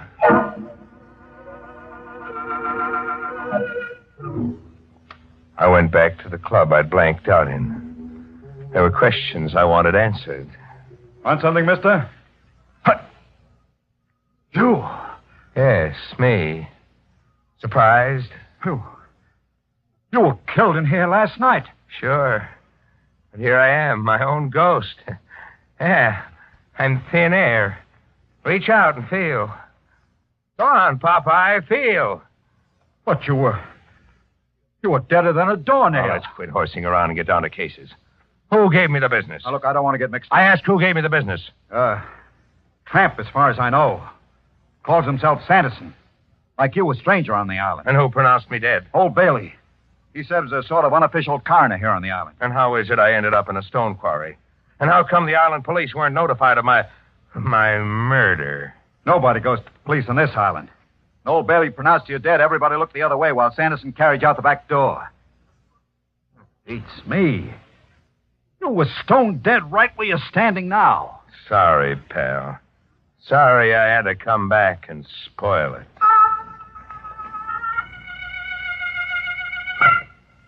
I went looking for old Bailey, the coroner.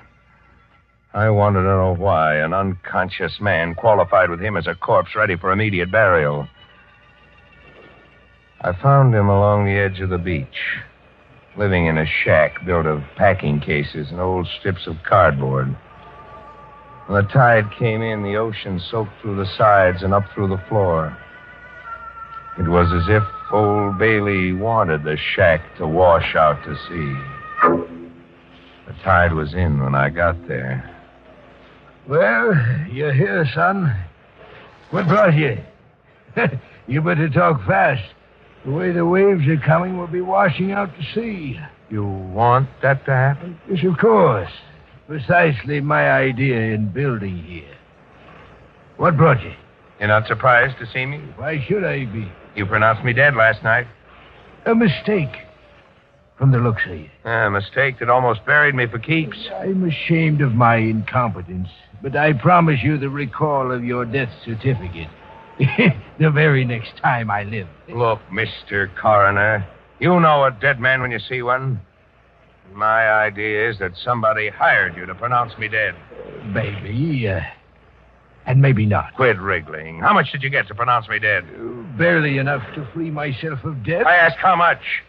A paltry $50. Who from? Who wanted my death certificate, and why? Now you're asking an old sinner to play informer. I'm not asking, Bailey. You're demanding. On pain of death.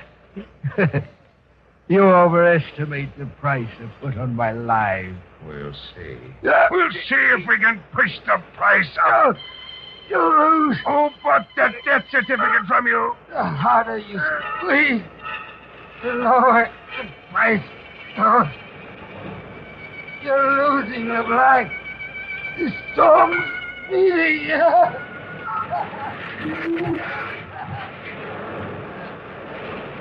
The sea tore us with a paper hot and overran us. I felt it pull at me. I was being sucked into the middle of a whirlpool.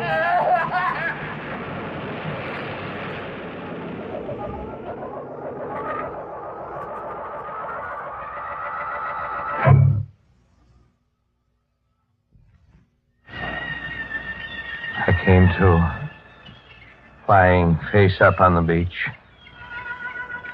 The storm was over. The tide was out. Old Bailey was gone, and his paper hut, too. I could see the wreckage way in the distance, riding the ocean swell. I was half dead, but alive. A miracle. I gotta keep you alive and going, boss. Well, it happened, I'm to blame for the condition you're in. You're to blame? How? It was me who beat you over the head and sent your mind wandering. You really want to know about it? Yes. It was your last day in Frisco. The cops were around our hideout, setting up machine guns, tossing tear gas bombs, all ready to close in for the pinch. The only way out was to shoot our way out. And? You can't remember anything by yourself, huh? No. No, I try, but something gets in my way. It's all a jumble in my mind. I was the only one doing any shooting on our side. You were blowing your top, screaming like a crazy man. Gunfight. Friends always gave you the willies. I slugged you to shut you up. Later I got you out and smuggled the two of us aboard a ship. It was a freighter carrying fruit cans with the name Belmar on them. And blank. Took a getaway. I'd call it quits. Just get away and lay low. But you blanked out. Powerful. Yeah? Tell me, what was your Jean LeBlanc like before he began to scream that last day in Frisco? Oh, top man of the world. You had the world in your vest pocket, boss. You were the Jesse James I read about as a kid. Only better. The stuff you pulled at Frisco on its ear. What sort of stuff? Banks, museums, mail trucks. Just theft? No murder? Murder was a rub. Like I said, guns gave you the willies. That last day in Frisco, police had our hideout surrounded, you said. How did they get that close? That's a question I was waiting for you to get around to. They were tipped off by a stewed pigeon named Queenie Simpson. The job you mucked on Queenie still needs to be done if you ever want to go home. Oh, it's a lot to remember all at once. A lot to remember. I mean, it's a lot to believe. You think maybe I'm working a gag. But I'm trying to swindle you into calling yourself Jean LeBlanc and wake you for a fall guy. Okay. We'll find things out your own way. I'll be around when you need me.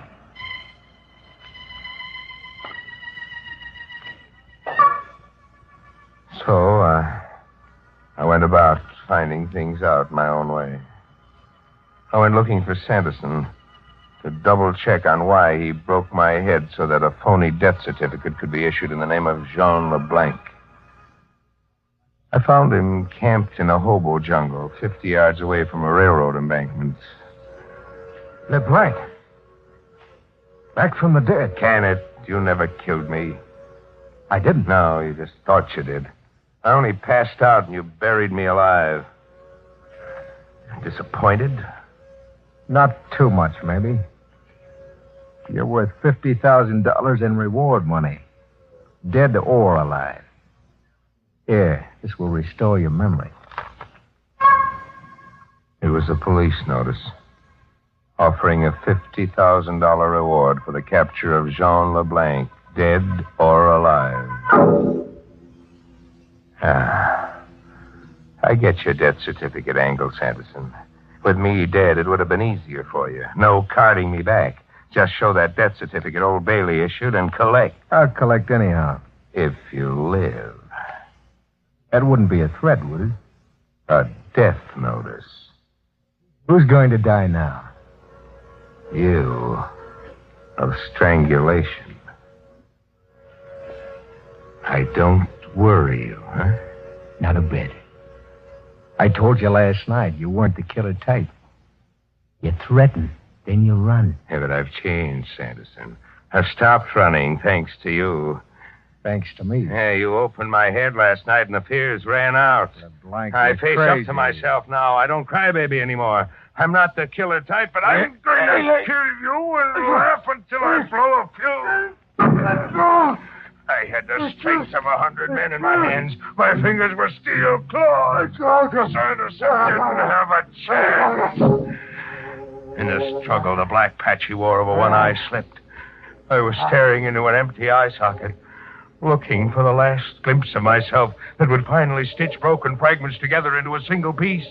Who was I really, and what was I all about? I saw nothing in that empty eye socket.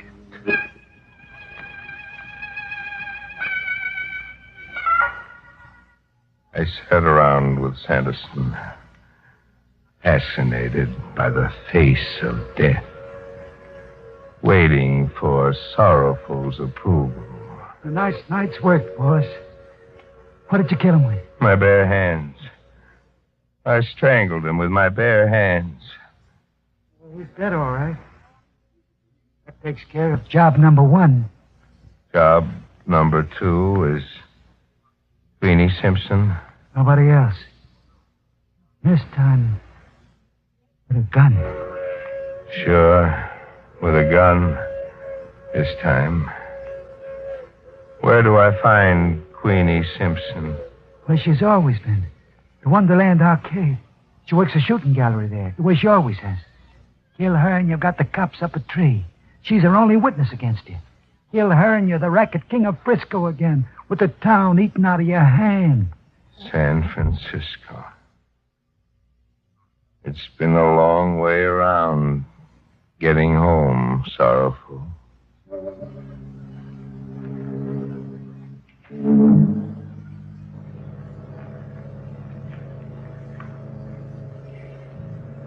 I've come back to a forgotten world, halfway around the globe, to murder a forgotten woman. The Wonderland Arcade is a honky-tonk strip. Has a flea circus, a waxworks, a piano somewhere beating out ragtime, and Queenie Simpson's shooting gallery. I'm waiting, keeping out of sight, watching until Queenie Simpson is between customers. What's the tab for a rifle load, sister? 12 shots for a quarter. It's cheap enough. Watch me shoot.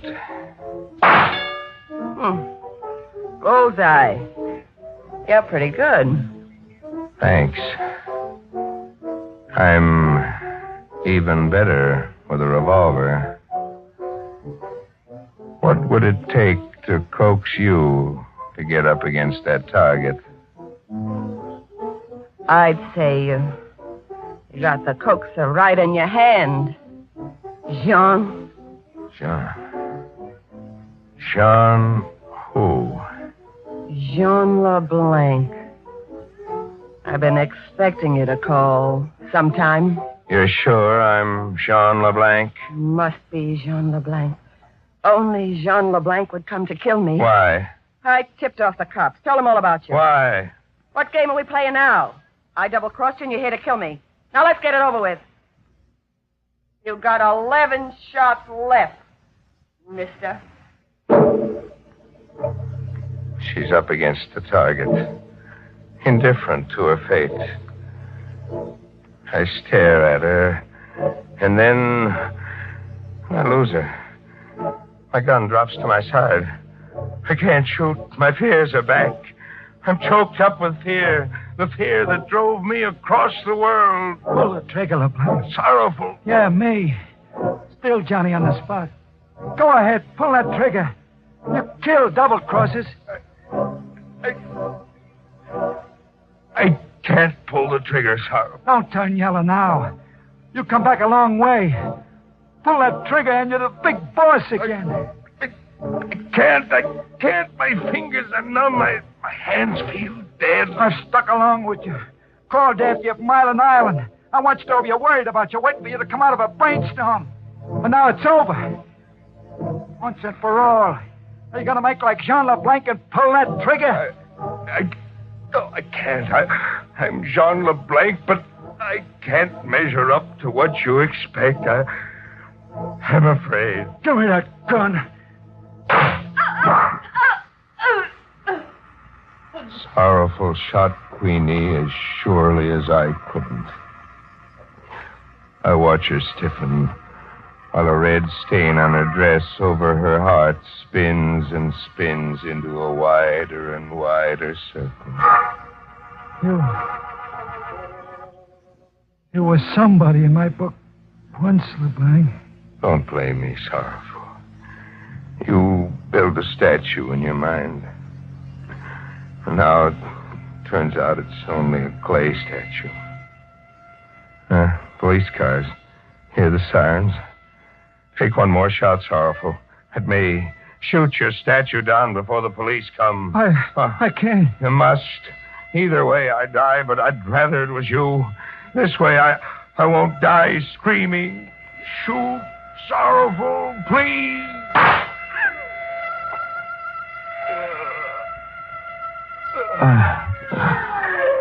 I'm on the ground, staring up at Sorrowful, staring at the uniformed police around him.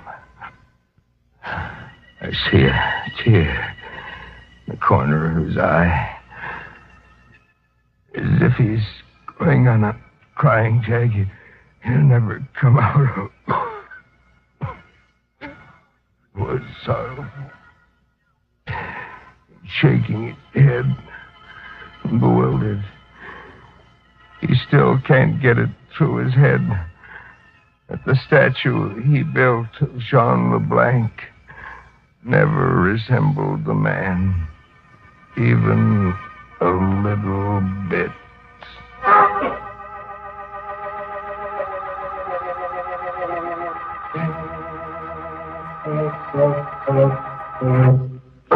Oh, poor LeBlanc. Even now, with his worries over, he's having himself a fit. Size 4x6, the cat could make it tough.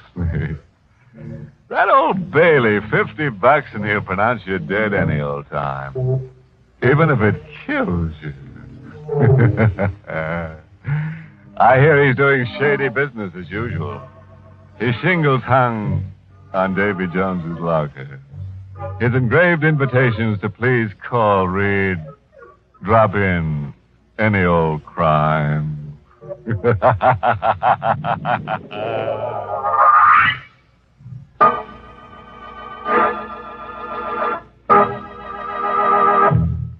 Inner Sanctum is heard each week in the United States over CBS, the Columbia Broadcasting System, and has been rebroadcast for servicemen and women overseas through the facilities of the United States Armed Forces Radio Service, the voice of information and education.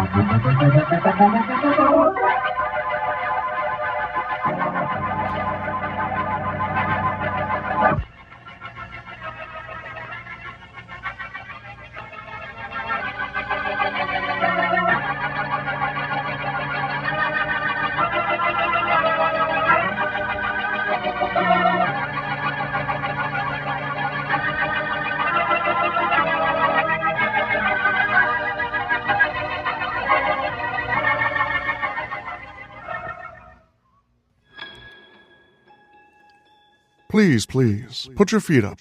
That is my favorite chair, one of my most prized possessions. Oh, no, no, no, no. My point is, it's good to share in such things, to enjoy such things. To see others enjoy them is almost as good as enjoying them yourself, at least when they're a good friend, like you. Oh, what's that? Oh, no, no, no. I may not have much, but I have quality, and that's always been better than quantity. This tea is hot. Good. We're going to need it for one more story. This one isn't about sharing. It's called Sell Me Your Life. Now, Roma Wines present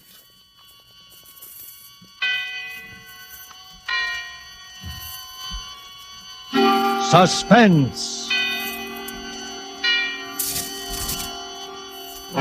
Tonight, Sell Me Your Life, starring Lee Bowman. Suspense is presented for your enjoyment by Roma Wines. That's R-O-M-A, Roma Wines. Those excellent California wines that can add so much pleasantness to the way you live, to your happiness in entertaining guests, to your enjoyment of everyday meals. Yes, right now a glassful would be very pleasant as Roma Wines bring you Suspense. This is the Man in Black, here for the Roma Wine Company of Fresno, California, who tonight from Hollywood bring you as star Mr. Lee Bowman, who is currently being co-starred with Rita Hayworth and Janet Blair in the Columbia Technicolor musical Tonight and Every Night. He appears this evening as a rather embittered young man whose life really began in spite of himself at the very moment when he had planned to take leave of it.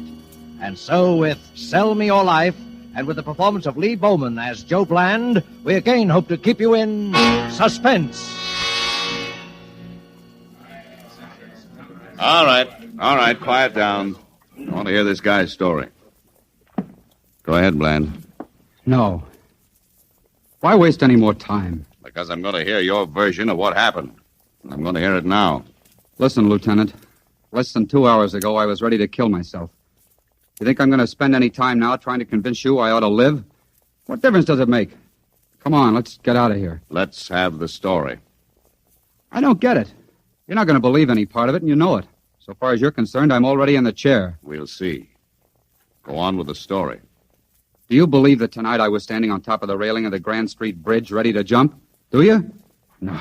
No, of course you don't. All right, keep going. Let's hear it all. Well, that's where I was. And that's what I was about to do. Do you know how it feels, Lieutenant? Standing there, and all of a sudden making your decision? I didn't worry too much about being seen. It was too late at night, and the mist was too heavy. I looked down at the black water.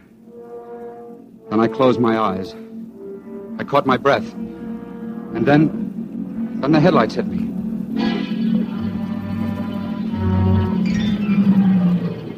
And the next second, I knew the driver had seen me.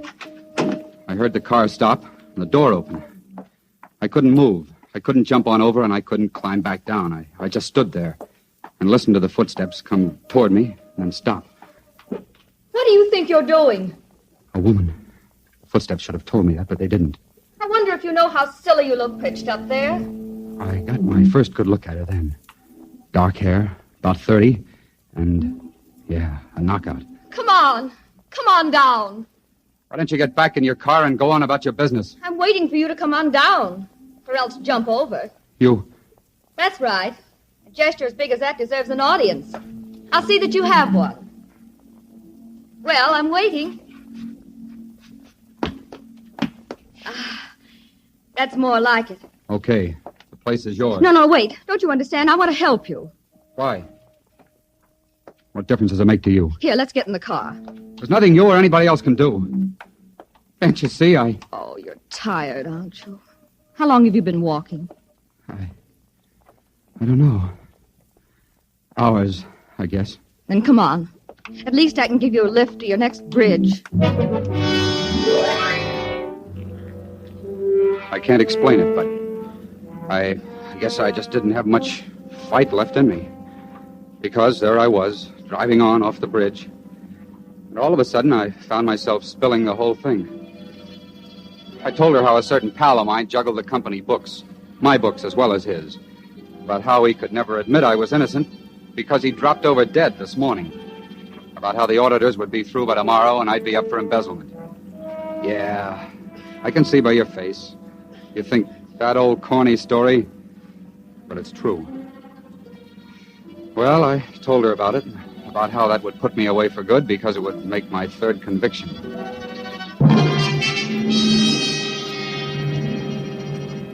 Then I told her, and I knew she wouldn't believe that either, but I told her just the same. I was innocent of those previous crimes, as innocent as I was of this one. Innocent of all of them, is that right? Yes.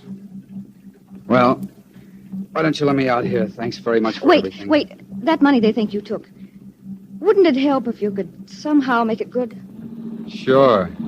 All I gotta do is walk in tomorrow morning and plank down $1,000. Only 1,000? Only 1,000. And I've got $4.62 in my pocket. Well, there's someone I want you to meet. What? Who? Your future employer, I hope. His name is Andrew Bodine. Bodine? The banker? Yes. You see, I'm Mrs. Bodine. It won't work. Well, you've no reason to say that. My husband has helped hundreds of people. It can't work. The breaks I've been getting will go right on, and there's nothing you can do to stop them. My life's over, I tell you. It's spent. No, not yet. It isn't. And if you don't want it, I'll take it. Oh, please. For just 1 hour. sell me your life. What have you got to lose?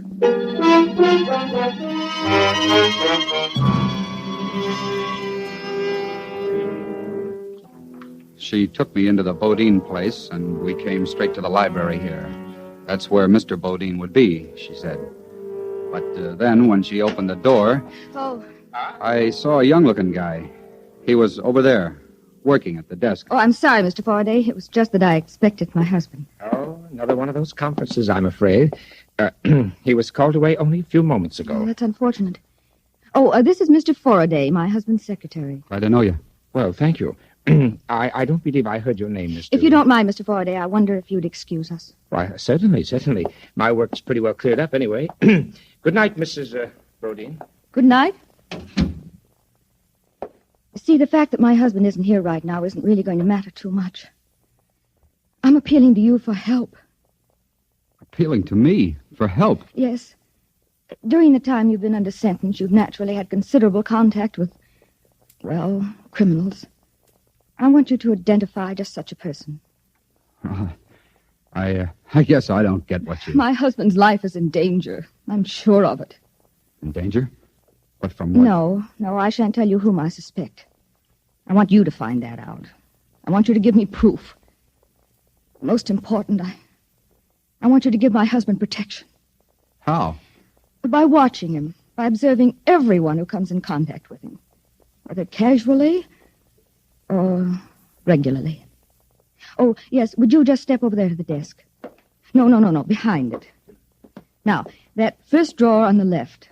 This one? Yes, that's it. Open it. Why, it's filled full of bills, $100 bills. Mm-hmm. My husband calls it his trust fund. It's always there to help those he feels deserve help. Count off 10 of them. Please, go on.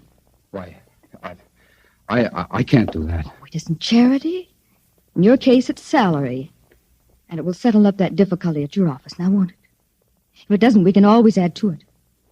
But you don't know anything about me. You don't even know I was coming to that. You'll probably start work for us tomorrow, and... Oh, yes, here's a pad. If you'll just jot down where we can reach you.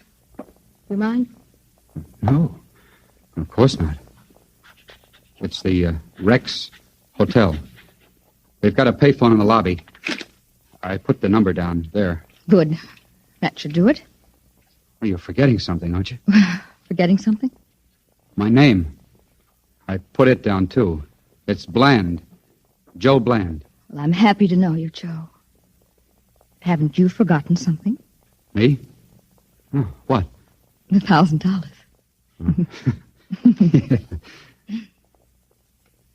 You're a wonderful person, Mrs. Bodine. I wish I knew how to thank you. I'll tell you. Just stay alive.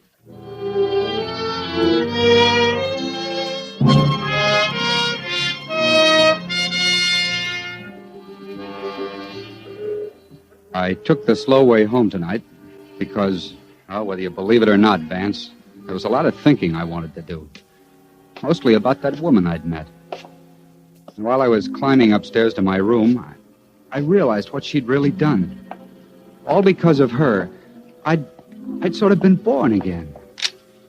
I let myself into my room and switched on the overhead light. All right, Joe. Just put your hands up. There you were, Vance, sitting in a chair across the room. I'd never seen you before. That's it. Now just keep 'em up. I'm Vance, police headquarters. Now stand still while I check you over. The office. I didn't think they'd get to that till tomorrow. Well. That's so. Mm-hmm. Here we are. $1,000. Serial number G6. That's it. All right, where's the rest? The rest? Well, that's all there is. Huh? That's what I thought. Took you long enough to get here. Now, listen, I was going to turn that over to the company in the morning. The company? What company? Why, my company. I don't know what you're talking about. Just tell me where you put the gun. The gun? You hid that, too, huh? Wait a minute. I never had any gun. What is this? I don't know what I guess you are as dumb as you act. Anybody who'd leave his name, address, and phone number on his victim's desk can't be very bright. They just posted a reward for the guy who robbed and then murdered Andrew Bodine. Looks like I'm the guy who's going to collect it. What? Andrew Bodine? Murdered? As if you didn't know, sweetheart. Come on, we're going back out there.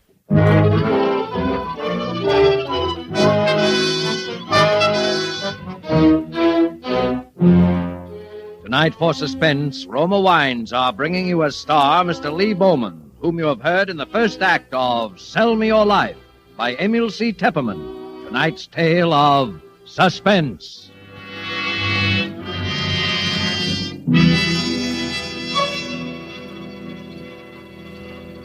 This is Truman Bradley for Roma Wines. Elsa Maxwell is recognized internationally as an authority on gracious living. You will be interested in something she said the other day about wine and wartime food rationing. Listen. I find that people who know one simple secret of serving delicious meals aren't bothered much by food rationing. That secret is to enjoy good Roma wine with food. For instance, I recently had dinner with some old friends. The main dish was kidney bean casserole.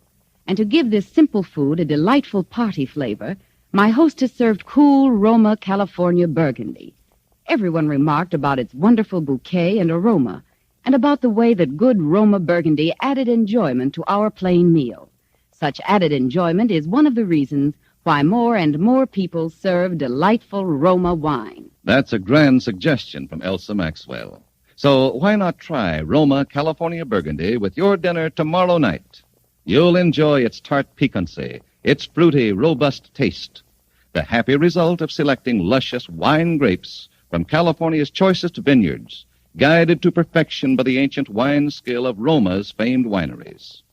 Good Roma wines never vary. They're always enjoyable, yet cost only pennies a glass.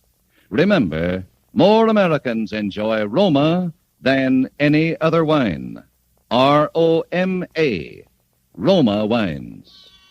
And now it is with pleasure that we bring back to our sound stage Lee Bowman as Joe Bland, who has been saved from death by suicide only to face a murder charge. A situation well calculated to keep you in suspense.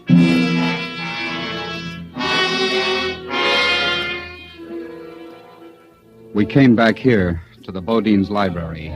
The room was packed, loaded with police and reporters. It was full of Andrew Bodine, too. He was stretched out behind the desk, covered with a sheet. Hey, Bland, look over this way, right into the camera. That's it. About this guy's fingerprints, Lieutenant. We got him off his police record. Yeah? They matched the prints on the desk drawer, all right. Where the money was, I mean. I know. He admits taking the money, 1,000 of it. Says Mrs. Bodine told him to take it. Anything else?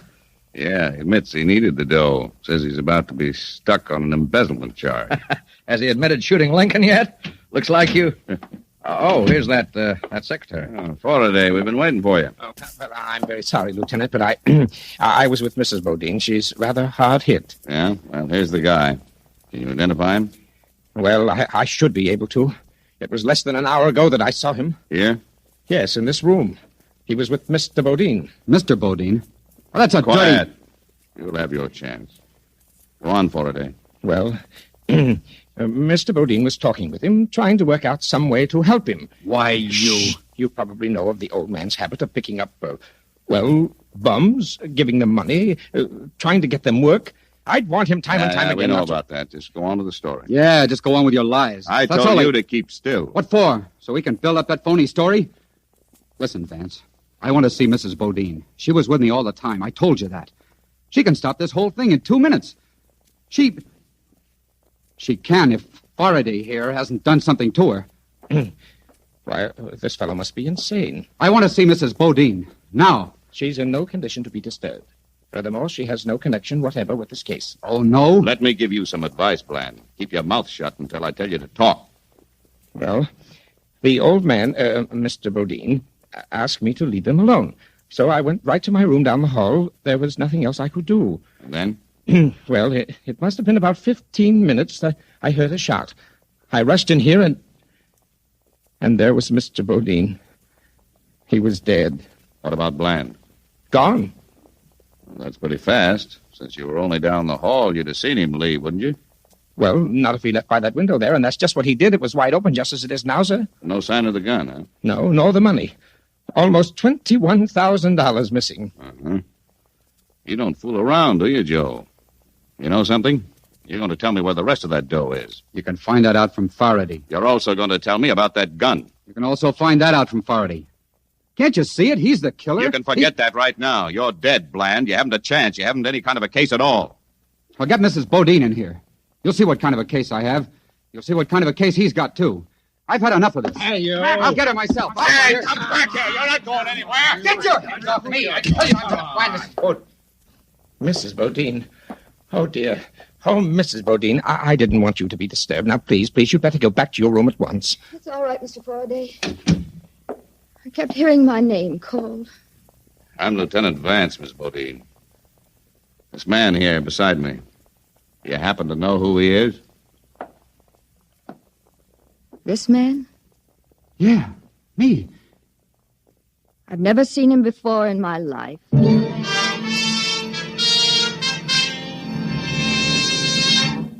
She'd never seen me before in her life. Well, that did it, Vance. After that, I was with you, sitting between you and your pal Tannen in a police car bound for headquarters. Not even hearing those stupid Car calls on the 64, car radio. Raymond. Go to the corner of Hill and 20th at 229. That is all. Doing some thinking, are you, Bland? Well, I'm afraid it's a little too late. I was doing some thinking. I wasn't going to let it be too late. I couldn't let it be too late.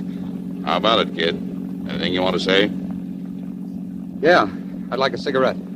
Give him a cigarette, Tannen. Me, I gotta watch the road. Okay. But keep your eye on him, too. Hey, what are you? My gun, Tannen. Hey, look out! Get your foot off that, Bland! You'll wreck us! He's after my gun. Hit him, Tannen. Look out! I can't! Okay, Tannen. Just pull the car to a stop, and don't reach for your gun. Because I'm taking it. Now. I might need to. You're a jerk, Bland.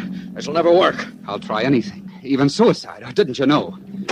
I'll stay there till I get Vance out. Okay, now you come out. No, don't touch the keys. Just come out. It'll never work. You'll be shot down on sight. Not for a while, baby. Not in a police car. R82, Reuben and Malone. Check under 13. 1000 Block Forest. That is all.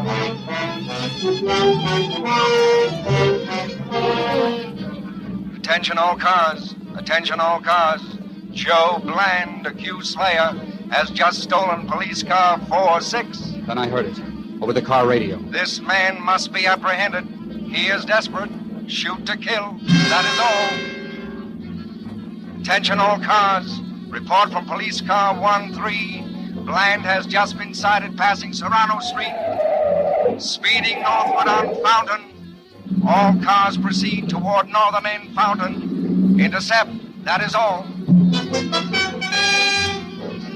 Now crossing Selmer and Riverdale. Car 1962. Form roadblock next intersection. Cars 20, 13. Cut off rear escape. Attention. Bland just sighted abandoning car. Running east on Selma. Stop him. This man must not escape.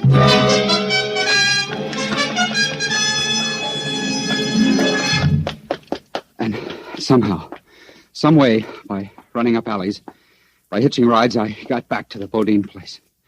The library window, the one they'd said I'd used to escape, was still open. I climbed into the room that way. My luck still held. Blonde complexion. Faraday was there, About 33. fiddling with papers at the desk, He is armed listening and to the desperate. radio. A report during the past 5 Okay, minutes states turn it that off. police have Huh? picked up Bland's trail and are closing in on I him. said turn it off. Yet all civilians are urged to be on the... Now, stay where you are. Why, you... I'll call the police. Put that down. You dial one number and I'll blow your head off. Well, it doesn't matter. You heard what they said. The police have picked up your trail. They'll be here any minute. This won't take long. What? What are you going to do? Give you the best break you ever had. The gun you used to kill Bodine. Also the $20,000. I'm taking them off your hands. Why, you're not only a killer, You're a lunatic. I told you I was giving you a break. No, not because I like you. It's because I hate somebody else more than I hate you. You're just like me. A fall guy. A sucker. A pigeon. Huh? What do you mean? Do you really think she's going to split with you? Share the old man's will and insurance money? Why should she? You see, why should she? Why shouldn't she have it all? I don't get your point. Why shouldn't she turn you over, too? See where that would put her? Then there'd just be her. I don't have to listen to this. Figure it out. Did she have anything whatever to do with murdering that man? Anything except working on how you'd be the guy who'd do it the minute I left here tonight? Well, How did you know? Did Lenore... Lenore, is it? Oh. Suppose you were nailed by the cops. Would Lenore be loyal to you? Is it in her to be loyal to anybody? If Lenore Bodine had a choice between being sole owner of $1 million and sticking her neck out with yours, what do you honestly think she'd do? All right. Where's the money? I don't know what to do. Where is it? Okay, there they are, the cops. Are they going to find that money on you or her? You've got less than a minute, Faraday. Oh. What's it going to be? Stop! Where are you going? To get the money. It's in my room. Just a minute. You're staying here, my friend. Lenore. Toss your gun on the floor, Mr. Bland. I think we can get along with mine. Okay. But you're a couple of seconds too late. You see, I can tell the cops where to find that dough. Oh, no, you won't tell the cops anything. You won't be able to talk. You're an escaped murderer, and I killed you. I shot you in self-defense. Too late. Stand over there. You're too late. They're already here, and they'll know it wasn't self-defense. Party, that window there. Close it. Don't move. If she kills me, you're as good as dead, because you'll take the rap alone. She'll tell the cops where to find that dough and... Wait, Lenore, wait. Get away from him. No. Get away, I'm going to shoot. No, you'll tell the police. You'll sell me out. Oh, you fool. Why didn't you listen to him? Nobody's going to tell the police. Nobody's... Get away from him! Get away from him, I tell you! I won't let you sell me out. I'll kill you first. Get away from here! I'll kill Stop you. it! I'll I'll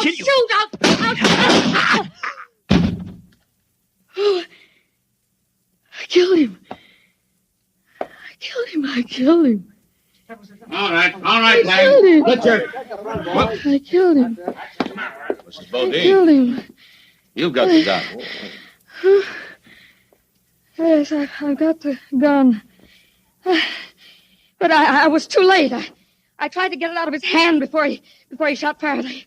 But I was too late. No, that's not true, Vance. Don't even budge. All right, the rest of you men, come on in. This guy Bland's killed another one.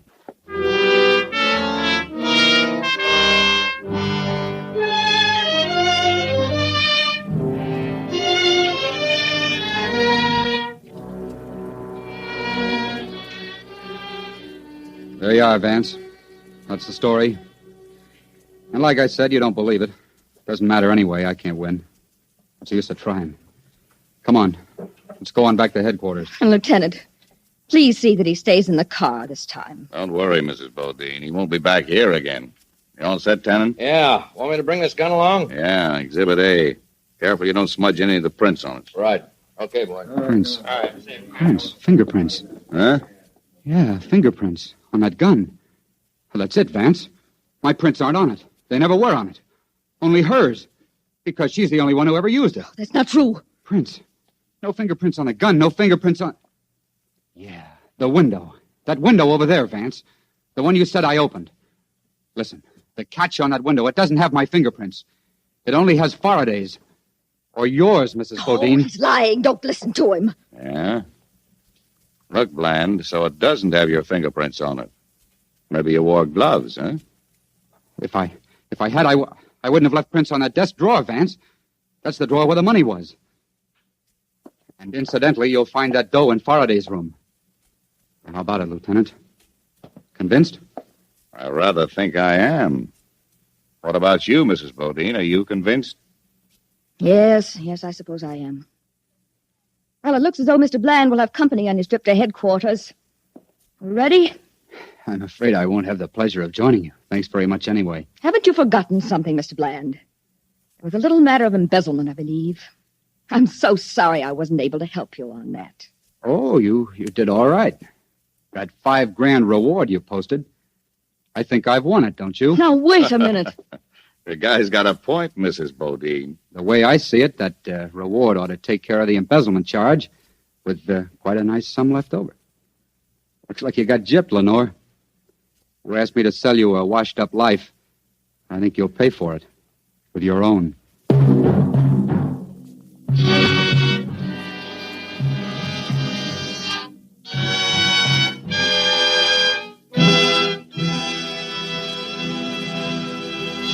And so closes Sell Me Your Life, starring Lee Bowman. Tonight's study in suspense. Suspense is produced, edited, and directed by William Spear. A little record playing to keep us calm, keep us safe, keep us from being a bit too fearful. Well, I hope you know, my dear, how much I appreciate you seeing me in the new year, and I look forward to many more, because I'm going nowhere, and quite fast. But you need to go home. You need to take a stroll through the river, over the woods, past grandmother's house, down the roads, down the covered bridges, across railroad tracks. Make it back to your neat, tidy home. Get into your warm, quiet bedroom and get ready to head off to the land of Nod. But as your eyelids get so very, very heavy, take a moment before you drift away and just be thankful for what you have. And I'll see you next time